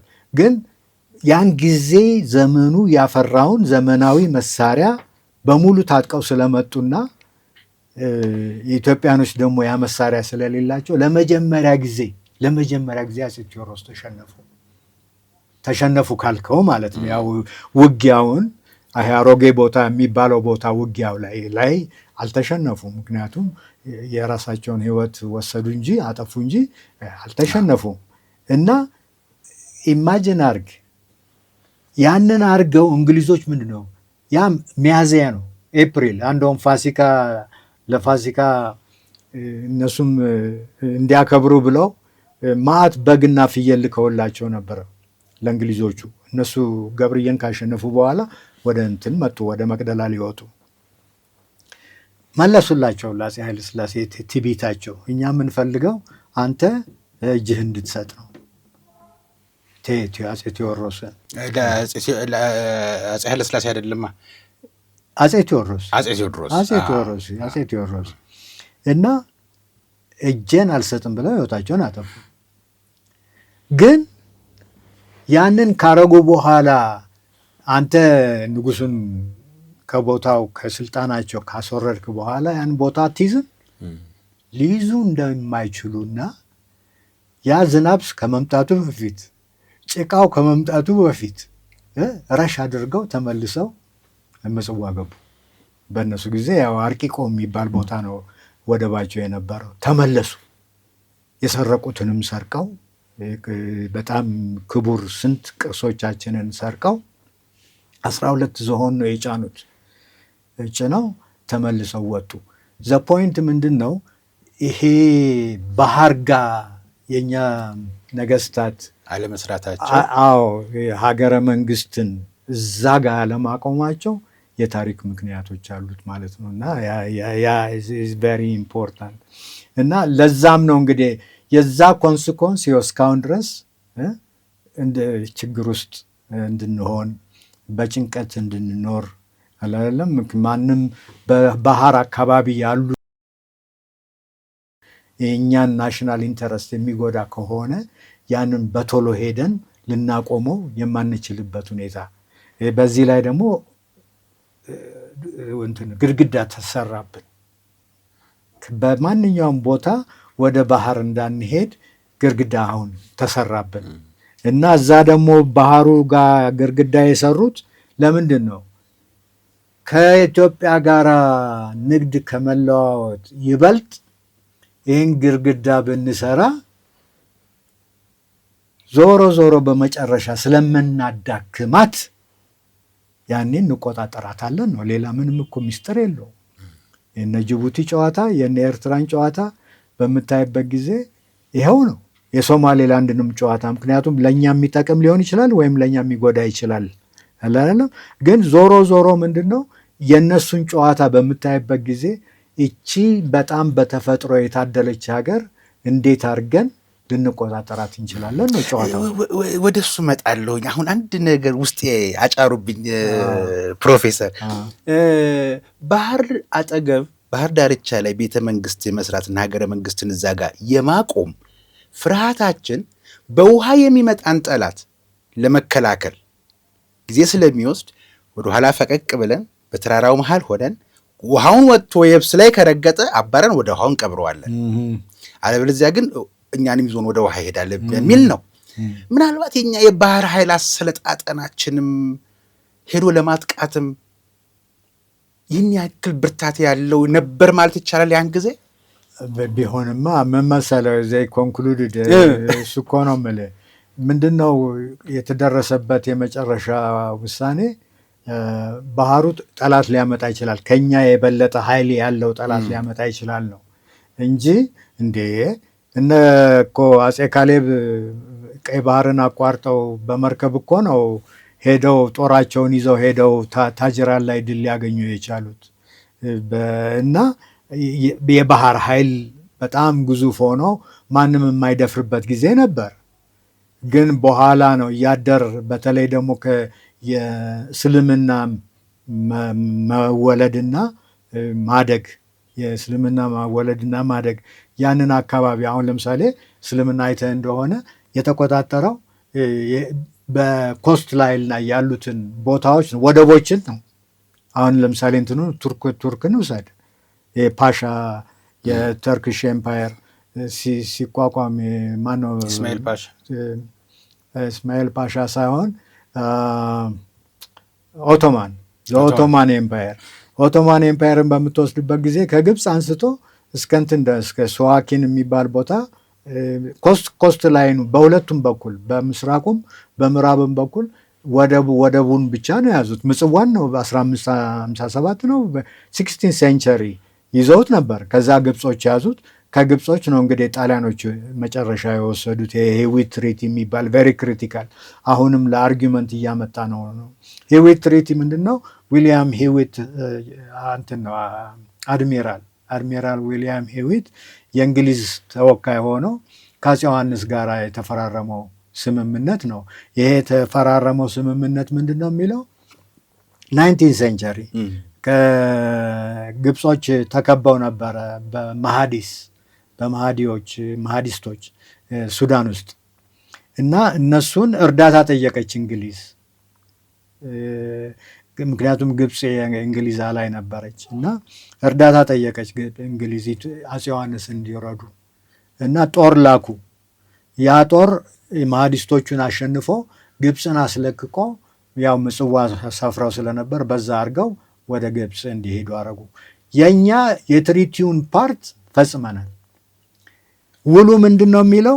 ያንን የተከበቡትን ግብጾች ነፃ ማስወጣት ከቻል ምጽዋ ወደብን በነፃ ትጠቀማላችሁ፣ እንግሊዝ ለእናንተ እንሰጣለን ብለው ቃል ገቡላቸው። እነሱ ሄደው ተዋግተው አሸንፈው ግብጾችን አጅበው በምጽዋ በኩል ወደ ሀገራቸው እንዲሄዱ አስደርገዋል አፄ ዮሐንስ። ከዛ በኋላ እንግሊዝ ምን ታደርጋለች? ለካ አት ዘ ሴም ታይም ከጣሊያን ጋር ትነጋገር ነበር እና ልክ ግብጾች ከወጡ በኋላ ያን ትሪቲ ክዳ ጣሊያን ምጽዋን እንድትወስድ አደረጉ። የመጀመሪያው እንግዲህ ኮሎናይዜሽን የጀመረው በዛ እርግጥ አሰብ ነበሩ። አሰብ ጁሴፒ ሳፔቶ የሚባል ሚሽነሪ ገዝቶ ከአዳሎች። ግን ፖይንቴ ቅድም እንዳልኩ ብዙ ሱልጣኔትና ካሊፌት ተፈጠሩ በኮስት ላይኑ እና እነዚህ ተራራ መካከል የመሸጉት የእኛ ነገስታት ከነዛ ሱልጣኔት ጋራ ንግግር አድርገው ድርድር አድርገው እነሱ በቃ ሚድል ደላላ እንደ ደላላ ነገር ሆነው እቃው የሚገባውን የሚወጣውን በሰላም ወደ እነሱ እንዲደርስ ያደርጋሉ፣ ወይም ደግሞ ወደ ውጭ እንዲወጣ ያደርጉናል እና ኢን አዘር ወርድስ ለሰከንድ ፐርሰን ለሰርድ ፐርሰን አስተላልፈን ሰጠን ማለት ነው ያንን ኃላፊነት። እርግጥ ዜር አር ታይምስ አፄ ዘርዓ ያዕቆብ ወቅተው ምጽዋን ይዘዋል። ዘይላ የሚባል ወደብ አለ አሁን ሶማሌላንድ ላይ ያለው። እዛም ልክ አሰብ አብዛኛው ህዝብ አማርኛ ተናጋሪ እንደነበረ ዘይላም አብዛኛው ህዝብ አማርኛ ተናጋሪ፣ ሌሎችም ቋንቋዎች አሉ ግን አማርኛ ተናጋሪ ነበረ። የመካከለኛው ዘመን ብዙ እቃዎች የሚገቡት የሚወጡት በዘይላ ነበረ። ዋናው ነጥብ ምንድን ነው? ይሄ የተራራ አስተሳሰብ፣ ተራራዊነት፣ ባለተራራ መሆን ኮስት ላይኑን ብዙም ፎከስ እንዳንሰጠው ትኩረት እንዳንሰጠው አድርጎናል። ይሄ ምንም ጥያቄ የለውም። የዛ ዊክነስ ነው አሁን ትልቅ ችግር የፈጠረው ያለነው የሀገረ መንግስት ጥንካሬ ሀገረ መንግስት እድገት ጋር ነውና ምናልባት ይህንን አዲሱን ተተኪ ትውልድ የዋጀ ጥያቄ ላድርገውና የኔና እርሶ በተገናኘን ሰሞን የሚከበር የኢትዮጵያ አየር ኃይል 90ኛ ዓመት አለ። እውነት ነገር ለመናገር የኢትዮጵያ ልጆቿ በኢትዮጵያ ሉዓላዊነት የማይደራደሩ ናቸው። የውጭ ችግር እንኳን ቢኖርባቸው በአድዋም ጊዜ ማይተናል፣ በማይጨውም ጊዜ ማይተናል። የውስጥ ችግር እያለባቸው የውጭ ጠላት የመጣ እንደው ይቀመጥ ይሄ እንደርስበታለን ይልና ፊታቸውን አንድ አድርገው የሆዳቸውን ወዳቸው አድርገው ወደ ጠላት ፊታቸውን ያዞራሉ። በእነ ራስ አበበ የሚያየነው በፊት በዳግማዊ አፄ ምኒልክም ጊዜ የሚያየነው ነገር ነውና የውስጥ ልዩነት ችግር አለ። ያልተመለሱ ጥያቄዎች አሉ ማንክደው። ያን ጥያቄ መነሻ አድርጎ የኬላ አንበሶች የኬላ ጎበዞች የሆኑ ደግሞ አሉ። ሴትን በሴትነት ሕፃንን በሕፃንነት የሚደፍሩና የሚያሰቃዩ አሉ። ሌላ ትልቅ ቋጥኝ የሚያክል ጥያቄ አለን ያሉ ሰዎች ጥያቄያቸው እንዲሸፈን ያደረጉ ሰዎች አሉ። የጎበዝ አለቃ እየበረታ ነው። ይሁን፣ ይህም አንድ ጉዳይ ነው። ይህን ክፍተት ተጠቅመው የሚያስታጥቁና የሚቀልቡ ደግሞ ታሪካዊ ጠላቶቻችን አሉ። እንደነ ግብፅ የወንድም ምቀኛም ብንል እኔ ነኝ ያልኩት እርሱ አላሉም። በትምህርተ ጥቅስ ውስጥ የሻዕቢያው መሪ አሉ። እንግዲህ ወንድም ያልኩት እዚሁ ተወልደው እዚሁ ተምረው ያደጉ ሰው ስለሆኑና የእኛን ፍላጎት ስላልተቀበሉ ነው። ግን በተለይ ከለውጡ መምጣት ከዶክተር አብይ መምጣት በኋላ ሪፎርም ተሰርቶ ተቋሙ ላይ መከላከያ ላይ አይኔ ያየው ለውጥ አለ። እንደ ድሮ ብሔሩ የሚበልጥበት ወታደር አለ ለማለት በምንቸገርበት ደረጃ ብሔር የለም ወታደር ውስጥ። በፊት ግን በብሔር ነበረ ተቧድኖ የነበረው። አሁን ያ ነገር በመቅረቱ ነው ተስፋ የማደርገውና ይሄም ነገር ጠንክሮ አንዴ ሙጭጭ ብለን ከያዝን ወደኋላ እንዳንንሸራተት ኢትዮጵያህንና ሰንደቅህን እንጂ ብሔርህን ተው የሚለውን ሙግት የሚይዘው ምን ወደ ትላንትና ወደ አለፉት ዓመታት እንዳንመለስ ነውና ግን ይህን ትውልድ የዋጀ ጥያቄ ስናደርገው የአየር ኃይል በዓል አለ 90ኛ ዓመት የምንታጠቃቸው መሳሪያዎች ዲጂታላይዝድ እየሆኑ ነው። አሁን የምንታጠቀው መሳሪያ የኢትዮጵያን እድገት ይገልጻሉ ብሎ መናገር ይቻላል በአደባባይ? ምን መሰለህ ቅድም እንዳልኩት ነው። ጠንካራ ተቋም እስካለህ ድረስ ያ ተቋም ወቅቱ ያመጣውን ቴክኖሎጂም ሆነ ማንኛውንም ነገር በቶሎ አዳፕት ማድረግ ብዙም አያስቸግረው። እኔም ኦብዘርቭ ያደረኩት እሱን ነው። አሁን እንትንን ውሰድ፣ ሴልፎንን ውሰድ፣ ሞባይል ፎንን ውሰድ። እኔ ትዝ ይለኛል አሁን የኢትዮጵያ ገበሬ እንዴት አድርጎ ነው እሱን የሚጠቀመው እና በቃ ወደኋላ መቅረታችን ወደኋላ መጣ ቅድም የጠሏት ጥያቄ መቅረታችን ነው የሚል አስተሳሰብ ነበር። ግን አሁን ዘ ሞስት ኢምፖርታንት ከቁልፉ ከቤቱ ቁልፍ የበለጠ ኢምፖርታንት ያቺ ትንሿ ስልክ አለች አይደለም? እሷ ነው። ሚስኮል እኮ የፈጠረው ኬንያኖች ናቸው። ፍራንክ የለም፣ ልደውል አትችልም። ከዛ ደውለ ያያል እንትኑን ቁጥሩን መልሶ ይደውልልሃል ፍራንክ ያለው እና ዋናው ነጥብ ምንድነው? በአንድ ጊዜ ከመቅጽበት ያ ቴክኖሎጂ ኢንኮርፖሬት ሊዋሃድ ችሏል ከህዝቡ ውስጥ እና ያሉበት ደረጃ እውቀት አልከለከላቸውም። እና ይሄ ነው እኔ አሁን ሳስበው ምንድነው ብዙዎቹ ቴክኖሎጂ ደግሞ የአሁኑ ካፒታሊስት በካፒታሊዝም ስር የሚወድቅ ቴክኖሎጂ ምንድነው ቶሎ ማርኬት ፈጥሮ ያንን ነገር መሸጥ ነው እንጂ የሚፈልገው መደበቅ አይደለም። እና ስለሆነም እውነቴን ነው ማንኛውም ቴክኖሎጂ በቶሎ ከመቅጽበት ኢንኮርፖሬት ልታደርገው ትችላለህ። ግን ለዛ ፋውንዴሽን ያስፈልጋል ነው ቅድም ያልኩት። ፋውንዴሽን ያስፈልጋል። አሁን ጃፓኖች እያንዳንዷን እቃ ከዌስተርን የሚያመጧትን እቃ ፍሬም ይሰጡታል፣ ኮንቴክስት ይሰጡታል፣ ማህደር ይሰጡታል እና በዛ ነው ለጃፓን በሚሆንበት መንገድ ያሻሽሉታል ወይም የበለጠ አድርገው ሰርተው እንደገና ወደ ማርኬት ይልኩታል። እና የኔ ግምት ምንድን ነው ኢትስ ጉድ ቲንግ። ምክንያቱም እንደ ድሮ ምናልባት አንድ ኮርስ ሰሞኑን ስንወስድ ነበር።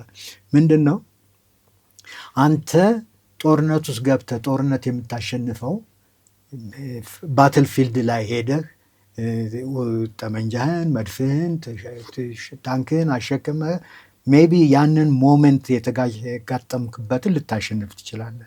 ዛት ዳዝንት ነሰሰሪሊ ሚን ያ ማለት ግን ጦርነቱን ዋንስ ኤንድ ፎር ኦል ፎር ጉድ ላንተ ለናሽናል ኢንተረስት በሚጠቅም መንገድ አሸነፍክ ማለት አይደለም። በሚዲያ ሊመጣብህ ይችላል።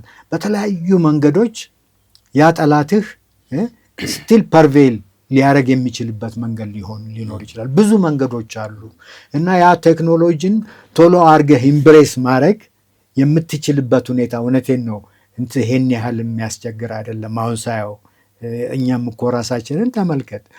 ላፕቶፕ አሁን ትጠቀማለህ። ያ ላፕቶፕ በፊት የለም። እንትኖች ይሄ ፕሮግራም ማድረግ አፕሊኬሽኖች አሉ እና የእኛ ልጆች ብዙ ፎርማል ትምህርት የሌላቸው እኮ ልጆች ናቸው ብዙውን አፕሊኬሽን ቢልድ እያደረጉ ያሉት እና ሳስበው ያ ትልቁ ነገር ግን ምንድን ነው ፋውንዴሽን አለው የለህም ነው። የታሪክ ግንዛቤ አለህ የለህም ነው። የሀገር ፍቅር እቺ ሀገር ከጥንት ጀምራ እስካሁን ድረስ የደረሰችዋን አቃታለሁ፣ እሞትላታለሁ፣ እሰዋላታለሁ። ደግሞ የእሷ ፍቅር ያኖረኛል። ቤተሰብ ስትመሰርት ቤተሰቡ በአግባብ አሳድገህ ልጆችህን አስተምረህ ቼን በቃ ፈጥረህ ከትውልድ ትውልድ እንዲተላለፍ የምታደርግ እነዚህ ፋውንዴሽናል ነገሮች ሁልጊዜ ከኛ ጋር መኖር አለባቸው እና ያ ጋራንቲ የሚያደርግህ እሱ ነው። አሁን አይተሃል አይደለም? ዓመት በዓል በመጣ ቁጥር ይገርምሃል ያ ሁሉ ህዝብ ሲወጣና ይሄ ግሩፕ አይደንቲቲ ያለ አይደለም ማንነትህን የምትለካበት ነው ያለ አይደለም። ለዚህ ነው አሁን ፕሪዲክተብል ጥምቀት በየዓመቱ ይመጣል። ያ ጥምቀት ሲመጣ ያ ህዝብ እዛ ሄዶ ይሄ ተቋሙን ያንን የእምነት ተቋም አጅቦ በሚሰራበት ጊዜ የመንፈስ እርጋታ ይሰጠዋል። ሌሎችም እነዚህ ፓብሊክ አክቲቪቲዎች ጥምቀት ደግሞ የሁሉም ነው አለ አይደለም እና ያ ሲያስተሳስረን እሱን የሚቃወም ተቃርኖ የሚመጣ ነገር ካለና ሊያበላሽ የሚመጣ ነገር ካለ ትልቅነቱ ግዙፍነቱ ራሱ በቀላሉ እንዳይደረመስ በቀላሉ እንዳይፈርስ ያደርገዋል እና አይ ቲንክ የኛ በተለይ እነዚህ ያልካቸው ቴክኖሎጂዎች ሁሉ መምጣታቸው በተቻለን መጠን ካቻፕ እንድናረግ የበለጠ በፍጥነት ካቻፕ እንድናረግ ያግዘናል እንጂ እነሱን ፈርተን አልኩ እኮ ሊሚትድ ሃይ ስኩል ትምህርት ያለው ስንት አፕሊኬሽን እያወጣ ክሬቲቪቲው እንደውም የበለጠ አክሰስ ይኖረዋል። ይህንን ያነሳሁት ያለ ምክንያት አይደለም ፕሮፌሰር። ወደ ምን ወስዶት መሰሎት ወደ አሜሪካ ሰሞንኛ ጉዳይ። ምክንያቱም ሁሉም እርሶ እንዳሉት እጁ ላይ ስልኩ ላይ ከሆነ አውራ ጣቱ ያለው የሚሰራው ስልኩ ላይ ከሆነ የታሪክ ስህተት ገና ለገና ህግ ነኝ ራሴ ወይም ደግሞ ህግ ባፋልስ የዓለም አቀፍ ህግን ማንም አይነካኝም በሚል ሰሞኑን አሜሪካ እየሆነች ያለችውን ነገር እየሰማን ነው። የናይል ወንዝ እኮ እኔ ከግብፅ የሚነሳ ነበር የሚመስለኝ። ገንዘቡን ሪፐብሊካኖች መሰሉኝ አይደለም ዲሞክራቶች ሊሆኑ ይችላሉ። ብቻ አሜሪካ ናት ገንዘቡን የሰጠችው ለግድቡ መስሪያ ተብሎ እናትና አባቶቻችን በስቃይ ውስጥ ከእጅ ወዳፍ በሆነ ኑሯቸው የልጆቻቸውን ጉሮሮ ዘግተው ያዋጡትና የሰሩትን ግድብ እኔ ነኝ የሰራሁት እስከመባል ድረስ ይህንን ለማድረግ ቅድም መሰረት ያለው ትውልድ ኢትዮጵያን ታሪኳን አውቃታለሁ ወይ የሚል ትውልድ የትላንትናውን የመጣበትን መልካም የሆነውን የጋራ ትርክቱን ነቅሶ የሚወስድ ለጋራ ጥቅም የሚሆን ነገር የሚወስድ ትውልድ ይህንን ይዘን መተን አሁን ዲጂታላይዝድ በሆነበት ዘመን ላይ እንዲህ አይነት የዲጂታል ትንኮሳዎችን መከላከል አይቻልም ወይ?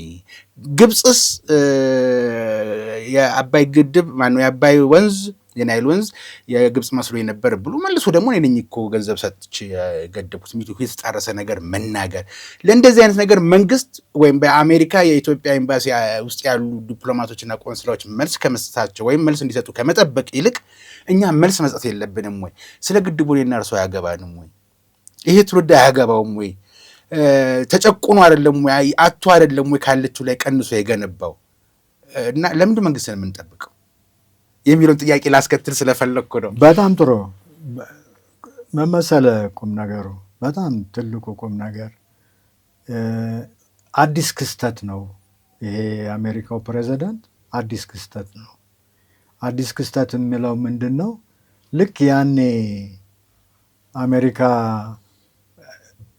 ሁለተኛ የዓለም ጦርነትን ካሸነፈች በኋላ ያው ከእንግሊዞች ከፈረንሳዮች ጋር ሆና ካሸነፈች በኋላ የዓለም ፋንክሽን ያደረግ የነበረው ዓለም የሚንቀሳቀስ የነበረው በእነሱ ፓክስ አሜሪካና ፓክስ ብሪታኒካ እየተባለ እነሱ የፈጠሩት ሰላም በዛ ስር ነው። እና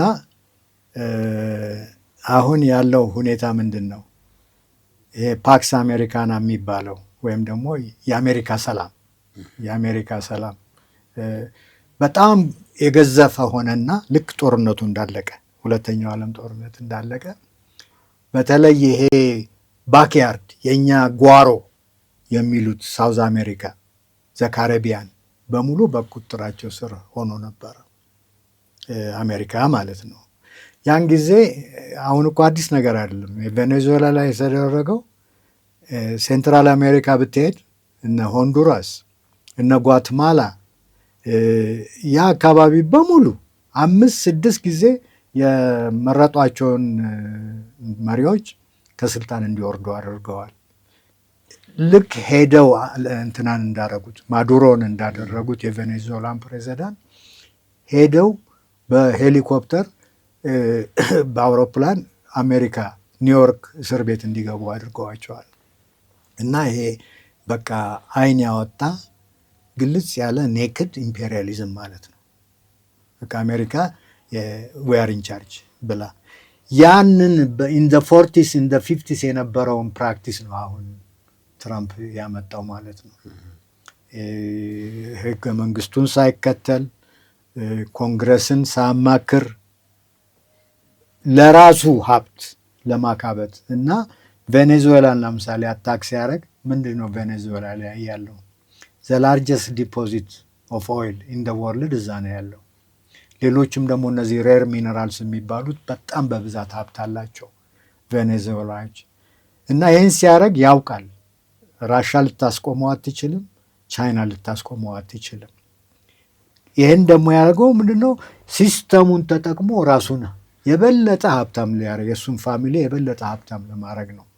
እና አሁን ይሄ ሰውዬ ወደ ግድቡ ሲመጣ፣ ወደ አባይ ሲመጣ፣ ወደ ናይል ሲመጣ ለምንድን ነው በምትልበት ጊዜ ምንድን ነው ያለው?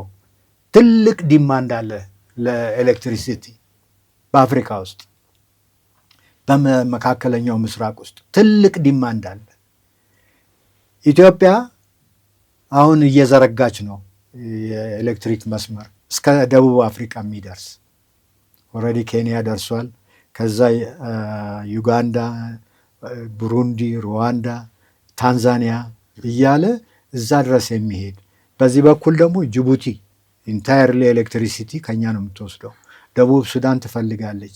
ወደፊት ደግሞ ሰላም ሲመጣ ኢቨን ግብፅም ራስ ሱዳንም ሊፈልጉ ይችላሉ።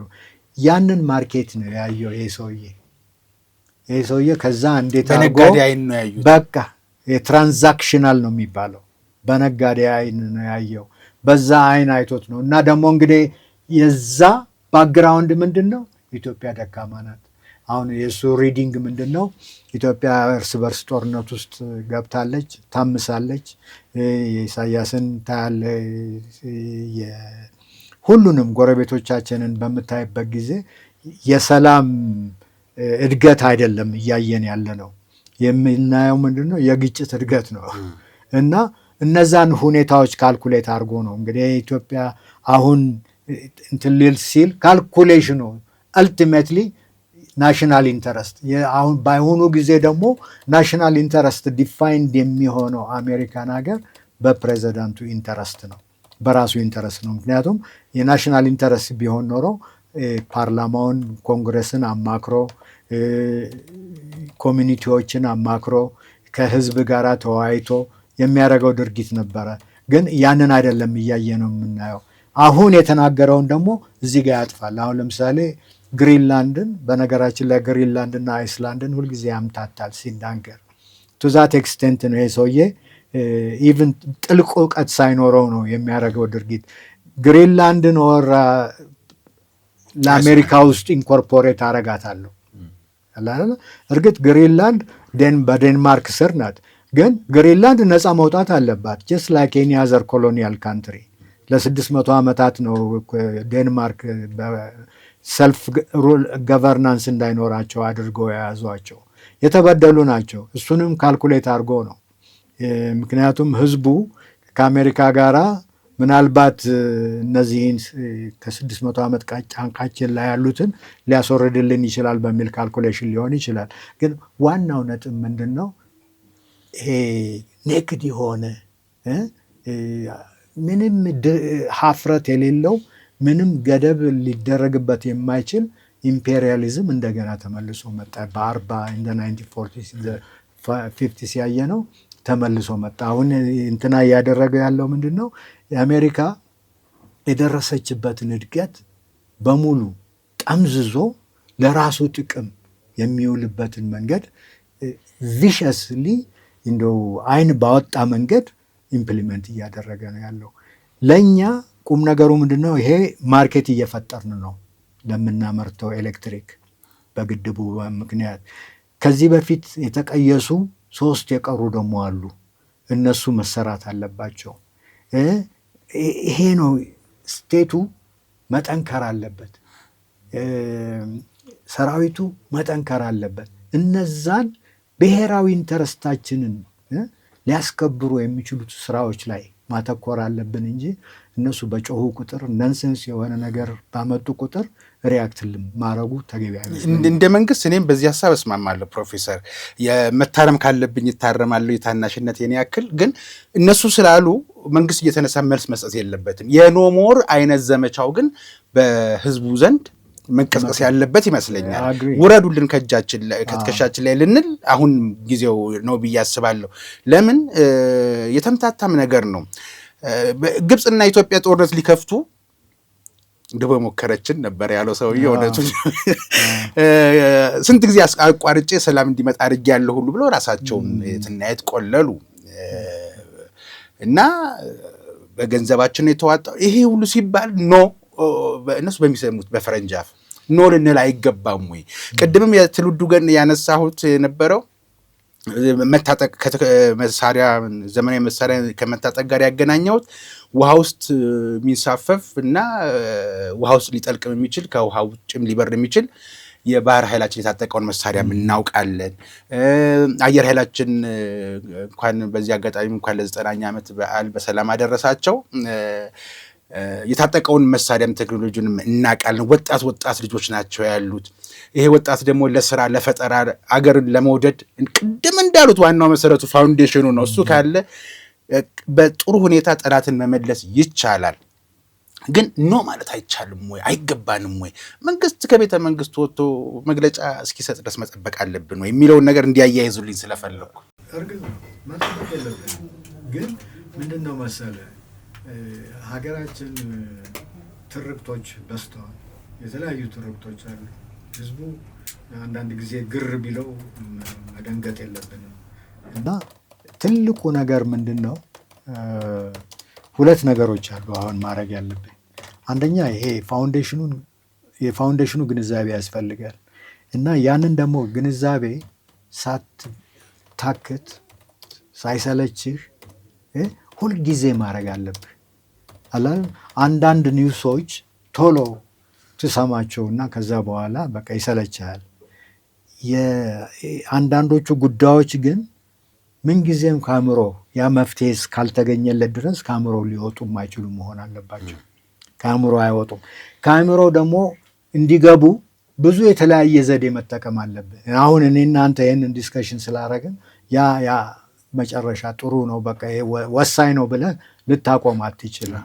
በተለያየ ዘዴ ህዝቡ ይሄ መንፈሱ ወደ መሀል ስል እንግዲህ ኢትዮጵያዊነት ማለት ነው ወደ መሀል እንዲሄድ የምታረግባቸው የተለያዩ ዘዴዎች ሳይሰለችህ እነሱን ማድረግ ያለብህ ይመስለኛል።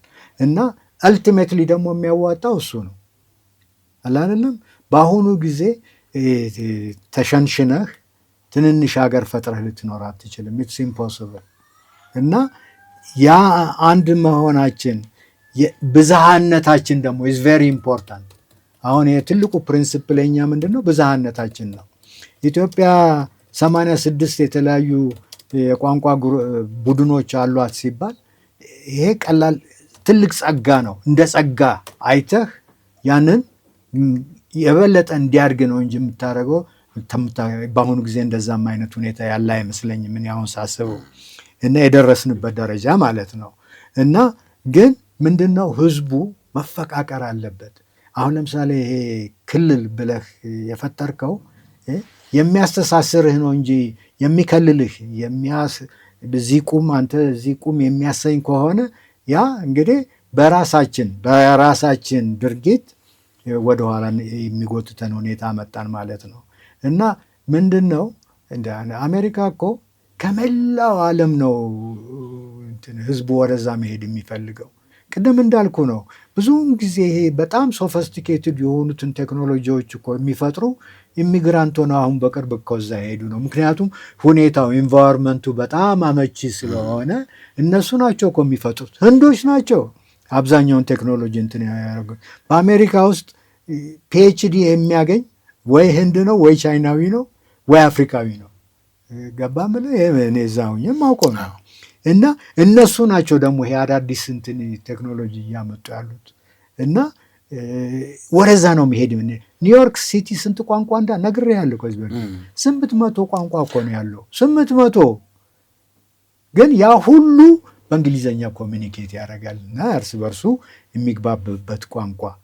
እኛም ሀገር እኮ የምንግባባት ቋንቋ ወርኪንግ ላንጉዌጅ ልትለው ትችላለህ። አንድ ብቻ መሆን የለበትም። 1 2 3 ልታደርገው ትችላለህ እንደ ሳውዝ አፍሪካ። ግን ባይ ዲፎልት አለ አይደለም። ዞሮ ዞሮ ህዝቡ የሚፈልገው በምንድን ነው? አሁን ሳውዝ አፍሪካ አብዛኛው ጊዜ እርስ በርሳቸው የተለያየ ቋንቋ ማዘር ቶንግ ያላቸው ኮሚኒኬት የሚደራረጉት በእንግሊዘኛ ነው። ይሄ ራሱ ሁኔታው የፈጠረው ነው እንጂ አስገድዶ ይሄን ቋንቋ ተናገር ያለ የለም አለ አይደለም። እና ምንድን ነው እኛ ይሄ ከሰፈር አስተሳሰብ መውጣት፣ ከመንደር አስተሳሰብ፣ ይሄ ከወገን ጎሳ ምናምን አስተሳሰብ መውጣት አለብን። እና ለዛም ነው አሁን እኛ በቅርብ አንድ ሴሚናር አድርገን ነበረ። ሜጋ ፕሮጀክቶች ለብሔራዊ እንትን ለአንድነት ወይም ለመግባባት ብሔራዊ መግባባት የሚያመጣው ሊያመጣ የሚችለው ምንድን ነው በሚል አሁን ለምሳሌ አሜሪካኖች እንደዛ ነው ያደረጉት። ዘ ሆል ካንትሪ ኢንፍራስትራክቸር ገነቡ። ትሮ የሚባል ከኒውዮርክ ካሊፎርኒያ እየነዳህ ትሄዳለህ። ምንም በጣም ቆንጆ መንገድ ላይ አላለም። ያ በሚሆንበት ጊዜ አንተ አስተሳሰብህ ነው እንደ አሜሪካዊ ነው እንጂ እንደ ኒውዮርክ ወይም እንደ ካሊፎርኒያ ሊወሰን ሊገደብ አይችልም ማለት ነው። እና የተለያዩ ኮሚኒኬሽን ምናምን አንተን ፈጥረ ያንን ህዝብ ታስተሳስረዋለህ። እነዚህ ሜጋ ፕሮጀክቶች የፈለገው ቢሆን አንድ ፓርቲኩላር ኤትኒክ ግሩፕ ብቻ ሊሰራው አይችልም። ከሁሉም የተወጣጣ ሲሆን እዛ እርስ በርስ የሚፈጥሩት ነገር አለ። ያ ፕራክቲካል አፕሮች ነው ማለት ነው። እና አልቲሜትሊ አንተ ምንድን ነው በብሔራዊ ደረጃ ሀገረ መንግስት በብሔራዊ ደረጃ ያ ህዝብ አላለም። እኔ አዲስ አበባ ነው የተወለድኩት፣ አዲስ አበባ መሆኔ ብቻ አይበቃም። እኔ ወጣ ብዬ በአካባቢ ያሉትን ከዛም ራቅ ያሉትን ማወቅ፣ ከነሱ ጋር የምሳሳሰርበት ስለ ራሴ ሳስብ እነሱንም ኢንኮርፖሬት የማደርግበት የምጨምርበት መንገድ መኖር አለበት ማለት ነው። ያን የምታደርገው በሜጋ ፕሮጀክት ነው። እና ያን ስታደርግ ህዝቡ ይተሳሰራል። አሁን ለምሳሌ ድልድይ ካለ በወንዝ የተለያዩ ሁለት ኤትኒክ ግሩፖች በመሀላቸው ድልድይ ካለ የመተሳሰራቸው የመቀራረባቸው እየጨመረ ይሄዳል ማለት ነው። እና እንደዛ ነው እንግዲህ አሁን እኛ ማድረግ ያለብን ምንድን ነው? ይሄ ብዝሃነታችን ስፔሻል ነው፣ ጸጋ ነው። ያንን እንትን ልንል አንችልም።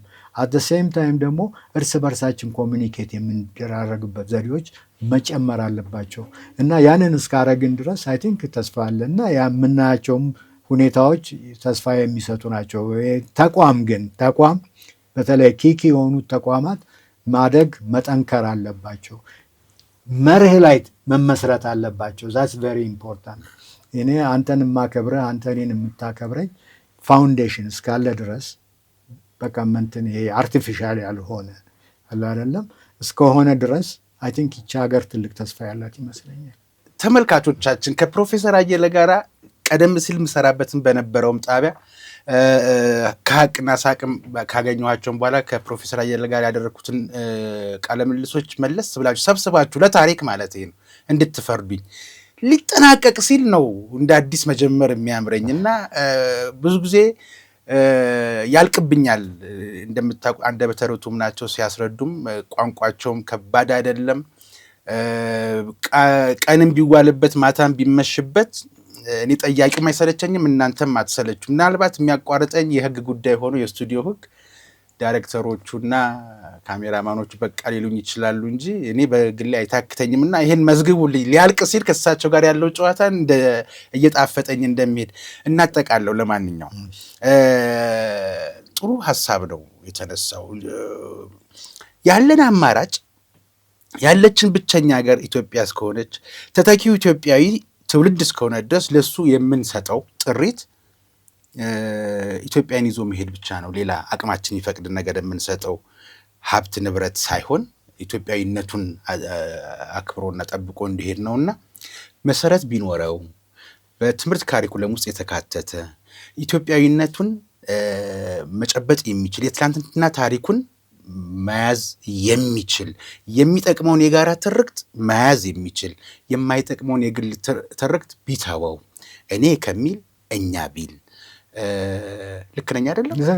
ይሄንን ተያዘ አሁን ባለበት ዘመን በደረሰበት ቴክኖሎጂ አሰናስሎ ደግሞ ኢትዮጵያን የበለጠ ከፍ ሊያደርግ ይችላል። የዛን ጊዜ ተሰሚነቱ ተደማጭነቱ እንደ ተቋም ይሆንና ሀገረ መንግስት ይጸናል። ሀገረ መንግስቱ በዣንጥላ የያዛቸው እንደ መከላከያ ያሉ የሰራዊቱ መጠንከር ደግሞ ተፈሪነትን ይጨምራል። ይሄ ማለት እድገት ማለት ነው እንጂ በነፍስ ወከፍ የቀንና የዓመት ገቢ ማለት አይደለም። ከኢኮኖሚ አንጻር ብቻ አንቃኘው እድገትን። ይሄንን ነው እሱን ያልኩት። በቃ ይሄንን ያሉት እንደ አባት በጣም ጥሩ አድርገህ ሰመራይዝ አድርገህ እንደ አባትም እንደ ታሪክ ምሁርም አንዳንድ ጊዜ አባት ቆንጠጥም ገሰጥም ያደርጋል አይደል? እስኪ እኛ በምንለው መስመር አንረግጥ ላሉን የእናት ወር ዥንጉርጉር ነው። ሁለት ቢወለድ አንዱ እንደዛ አይነት ነገር ይኖረዋልና ያኛውንም ደግሞ ሲቆንጠጥ የሚያደርግ ገሰጽ የሚያደርግ ነገር መጨረሻ መልእክት አድርገን በሱን ቋጭ። በጣም ጥሩ። እንግዲህ ዋናው ምንድነው ሁልጊዜ ስለ ሀገረ መንግስት ስናስብ ሀገረ መንግስት ወደ ሰፊ መሆን አለበት። ቅድም እንዳልከው አይደለ ከመሃል ያፈነገጡ ከዳርም በጣም ርቀው ወደ ዳር ሄዱ ካሉ አንደኛ ሁልጊዜ ካልኩሌት የምታደርገው የምታስበው ምንድን ነው ያ ያፈነገጠው ምናልባት ይዞት የተነሳ ምክንያት ሊኖረው ይችላል ብለህ ማሰብ አለብህ እና ያን ምክንያት አድሬስ ላደረገው ይችላለሁ አልችልም ብለህ ማሰብ አለብህ እና ያንን አድሬስ ካረከው ያ ሰው ከተወሰነ ጊዜ በኋላ ሀሳቡን መቀየሩ አይቀርም። የተጠቀመበት ታክቲክ ካለ እና ያ ታክቲክ ሌሎችን ሰዎች ጎጂ ከሆነ ለምሳሌ የትጥቅ ትግል የምታካሄድ ከሆነ እና ምንጊዜም አንተ መፍትሄ ፈላጊ መሆን አለብህ። ሀገረ መንግስት ማለት ነው ደግሞ ሁሉናችንንም ደግሞ የሚያቅፈው ምንድን ነው? ህገ መንግስቱ ነው። ህገ መንግስት መከበር አለበት አት ኦል ታይምስ። አንተ አጥፊም ሰው ካለ ያንን አጥፊ ሰው የምትጠይቀው በህገ መንግስቱ መሰረት መሆን አለበት። አሁን አሜሪካ ትልቁ ቅድም ሳጫውት የነበረው ይሄ ሰው ወደ ገደል እየመራቸው መሆኑን ሲያውቁ ሴኔት በተለይ ሴኔት ከፕሬዚዳንቱ ቀጥሎ ትልቁ ፓወር ያለው ሴኔቱ ነው። የነዛ የሴኔት መሪዎች ወሰኑ፣ ይሄ ሰው ከተከተልነው አደገኛ ስለሆነ የሚያሳልፋቸውን ትዕዛዞች አንቀበልም ብለው ወሰኑ። ያንን ሊያደርጉ የቻሉት ህገ መንግስቱ ያን ልታረጉ ትችላለች። አሁን ለምሳሌ ያ ማለት ምንድን ነው?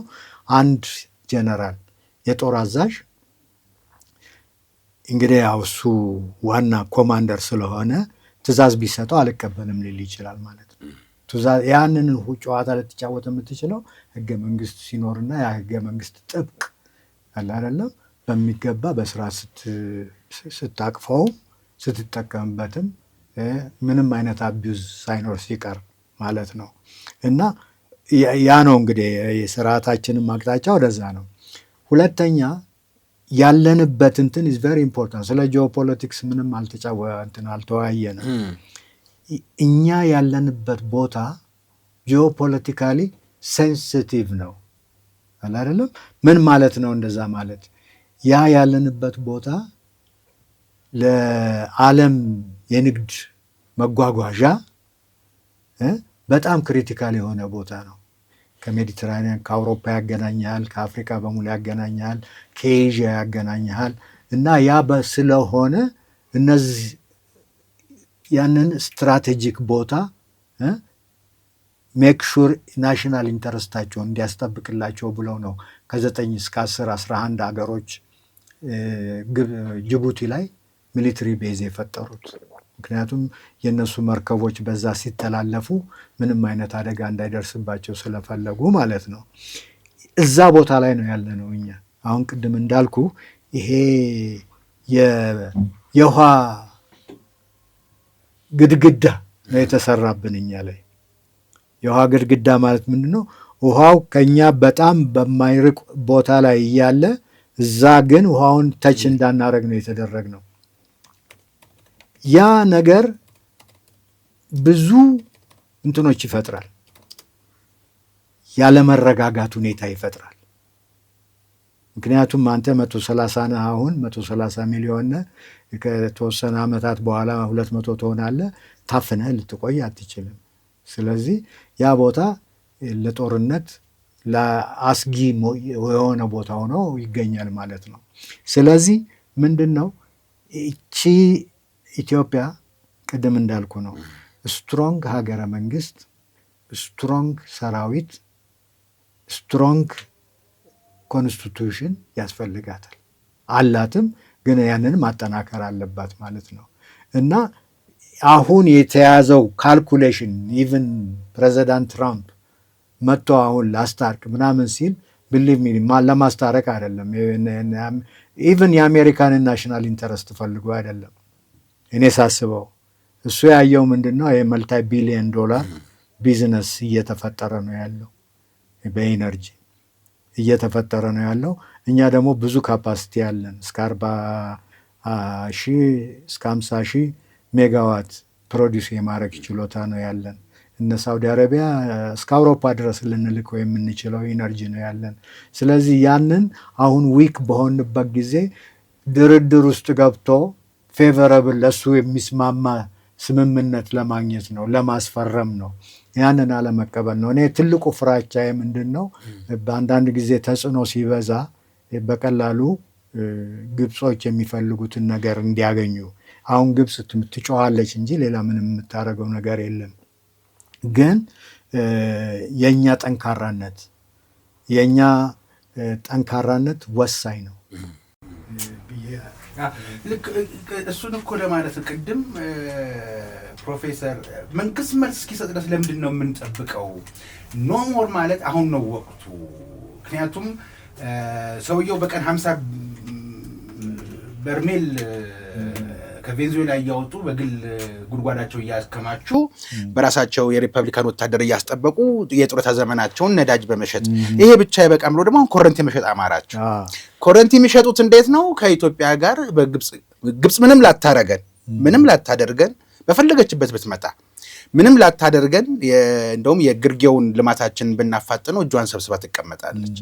ምንም ላታደርገን ላስታርቅሽ ብለ በመምጣት የማስፈረምና የአሜሪካንን የኤሌክትሪክ ሻጭ አክሲዮን ውስጥ ገቢ እንድትሆን እንዳናደርግ ኖሞር ማለት ያለብን በምታውቀው አሜሪካ በሚገባት ቋንቋ በፈረንጅ አፍ ኖሞር ያለብን ማለት ያለብን አሁን አይደለም ብዬ ቅድም የጠየቅኩት። ስለዚህ በጣም ጥሩ ነው። ትክክል እኮ ነው። አሁን ለምሳሌ አንተ ክብሪቱን ጫርክ፣ ከዛ ይሄ ሀሳብ ወደ ህዝቡ እየሄደ ነው ማለት ነው። ይሄ ዋን ሚንስ ነው፣ ቻነል ነው ወደ ህዝቡ እንዲሄድ የሚያደርግ እና ህዝቡ ይህንን ያንተን ሀሳብ ሰምቶ እንቅስቃሴ ሊፈጥር ይችላል። አልፈጠረም ማለት አይደለም። አፍተሮል ያ ህዝብ ነው ፍራንክ አዋጥቶ ግድቡን የገደበው እና የህዝብ ፓወር ተመስክሯል። አዲስ ነገር አይደለም እና ቱሚ ከሁሉም ሰላማዊ ሰልፍ ከማድረጉም ከምኑም የበለጠ ትልቁ ለግብፅም መፍትሄ ለትራምፕም መፍትሄ የሚሆነው እነዛ 3 ግድቦች ሲሰሩ ነው። እንግዲህ ከሉዓላዊነት ሚስጥርም ከምንም አንጻር የት ጋር ያሉት ምናምን የሚለውን ነገር እናልፋቸዋለን። ያው ወደ ላይ ነው እስከ ሌክ ጣና ድረስ የሚሄዱ ናቸው። ከእንትኖቹ ጋራ ኮኔክትድ የሆኑት እነዚህ ትሪቢዩታሪስ የሚባሉት ቅርንጫፎቹ ወንዞች አሉ አይደለ? ከእነሱ ጋር የተያያዘ ነው እና በሌክ ጣና እና በሱዳን ቦርደር አሁን ያ የመጨረሻው በቃ ለሱዳን ቦርደር ወሰን ክሎዘስት የሆነው ነው የጉባው አሁን የተሰራው ገርድ። ሌሎቹ ወደ ላይ ናቸው፣ ስቴፕ ባይ ስቴፕ እስከ ደጀን ኢቨን ድረስ የሚሄዱ ናቸው እና ቦታው ተቀይሷል፣ ታውቋል እና አሁን እንደምንሰማው ዲዛይኑ ሁሉ አልቋል እና እነሱን መገንባት ነው የኛ በቃ ትልቁ የትግላችን። ትግሉም እንትን የሆነ ሊያፈራ የሚችለው እነሱ ሲገነቡ ነው እና እዛ ላይ ነው አይ ቲንክ ይሄ ሜጋ የሚባሉ ፕሮጀክቶች ላይ የተደረገ ያለው ትኩረት ነው የሚወስነው ያለው። ቅድም እንደ አስቸጋሪ ልጅም ቢኖር እንደ አባት ገስጹልኝ ያልኩትን አልገሰጹልኝም። ገስጫለሁ አልኩ እኮ ምንድነው እንዴ 2 ነጥብ እኮ አቀረብኩልህ። አንደኛ ወደ ሰፊ እሱ ከሀገረ መንግስት አንጻር ከሀገረ መንግስት ወደ ሰፊ። ሁለተኛ ደግሞ ምንድነው የኦሎይስ እንትን ይሄ ሰው ምናልባት ምክንያት ሊኖረው ይችላል በሚል ነው መንቀሳቀስ ያለብህ እኮ አልኩ። እሱም መንግስት ነው ማለት ያለበት።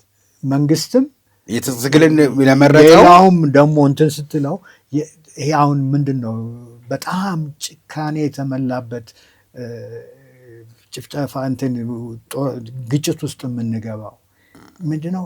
ይሄ ልክ ሩዋንዳ ቱትሲዎችን ሁቶዎችን ኮክሮች ቱትሲዎችን ኮክሮች እያሉ በሚዲያ እኮ በተላለፈው ነው። ከዛ ያን ሰው ሄደህ ምንም ርህራሄ አይኖርህም። ምንም አይነት ለዛ ሰው ምናልባት ምክንያት አለው ብለህ ላታስብ ትችላለህ። ያ ሁኔታ መፈጠር የጥላቻን የሚያስፋፋ ነገር ነው። እኔ አሁን ገስጽ የምትለው የጥላቻ እንዳይስፋፋ ያንን ጥላቻ ካውንተር የሚያደርጉ ሁኔታዎች እንዲመቻቹ ማድረግ፣ በዛ ላይ መስራት ነው እኔ ሳስብ። እና ጥላቻ ደግሞ ሰልፍ ሞቲቬትድ ለራሱ ጥቅም የሚያስብ አሁን ለምሳሌ አገራችን ብዙ ቦታ ወርቅ ይመረታል። ስንቱ ነው ያ ወርቅ ስርዓት ባለው በትክክለኛ መንገድ ወደ ካዝና የሚገባው ወደ ብሔራዊ ባንክ የሚገባው? እና እነዛ ሁኔታዎች እንዳይፈጠሩ ጥረት ታደርጋለህ። ጥላቻ እንዳይስፋፋ፣ የጥላቻ ሊትሬቸር እንዳይኖር። ጥላቻ እንደውም አለ አይደለም አሁን አሜሪካን ሀገር አይተህ እንደሆነ ኤን ወርድ የሚባል አለ። መጥፎ ጥቁሮችን በህግ ተከልክሏል። እሱን ካልክ ትታሰራለህ፣ ትከሰሳለህ፣ እስር ቤት ትገባለህ። እና ሰውን የሚያጣላ ሰውን እርስ በርሱ የሚያፋጅ ነገሮች በሚገባ በባለሙያዎች ተረጋግጠው እስካሉ ድረስ እነዛን በቃ ቀጣለው ማለት ነው። መቅጣት አለብህ። ይሄ እንግዲህ ደግሞ ካውንተሩ ምንድን ነው? አንድ ሰው ሲነሳ ወይም አንድ ግሩፕ ሲኖር ምንድን ነው ያን ግሩፕ ያስነሳው ብለህ ኮዙን መርምረህ አንተ የምትፈታው ከሆነ መፍታት መቻል አለብህ ማለት ነው። ማለት የፈለግኩትም አሁን መልሰውልኛል፣ ተፍታቶልኛል። ማለት የፈለግኩት ምንድን ነው በእንደዚህ አይነት አጋጣሚ የባዕዳን መጠቀሚያ እንዳንሆን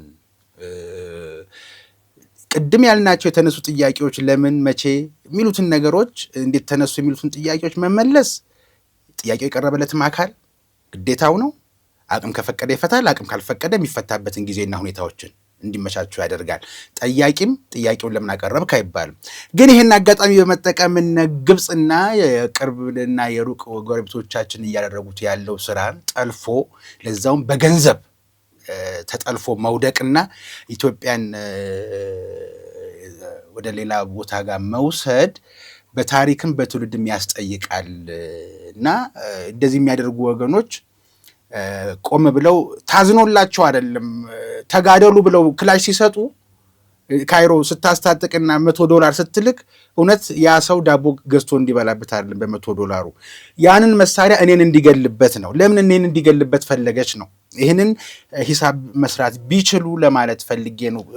ምክሩን መሰለ ግብፅ በነፃ በምታገኘው ውሃ ቢሊየንስ ትሪሊየንስ ኦፍ ዶላርስ ታገኝበታለች። ብርቱካን በመትከል ስዊሚንግ ፑል በመስራት ለቱሪስቶች ትልቅ መጠነ ሰፊ የሆነ ኢሪጌሽን በማካሄድ ለዛ ሁሉ የምትጠቀመው ውሃ በነፃ ነው። ተቋም ፈጥራለች፣ ምርት አላት እና የመካከለኛው ደረጃ ኢንካም ደረጃ የሚባል ደረጃ ነው አብዛኛው ህዝብ ያላት። 99.9% ግብጾች መብራት አለ ቤታቸው ውስጥ እና እነዛ ሁኔታዎች ፕራክቲስ ያደረጉ የነበሩት ለረጅም ጊዜ ነው። አሁን ድንገት የህዳሴ ግድብ የመጀመሪያ በጣም ጠቃሚ የሆነ ድርጊት ያደረግነው አሁን ነው ትናንትና እና ግብጾች የሄጂሞኒክ ላይፍ ስታይል እኛ የበላይ የሚል ላይፍ ስታይል ስለተላመዱ አሁን ሪያክት ማድረጋቸው አያስደንቅም።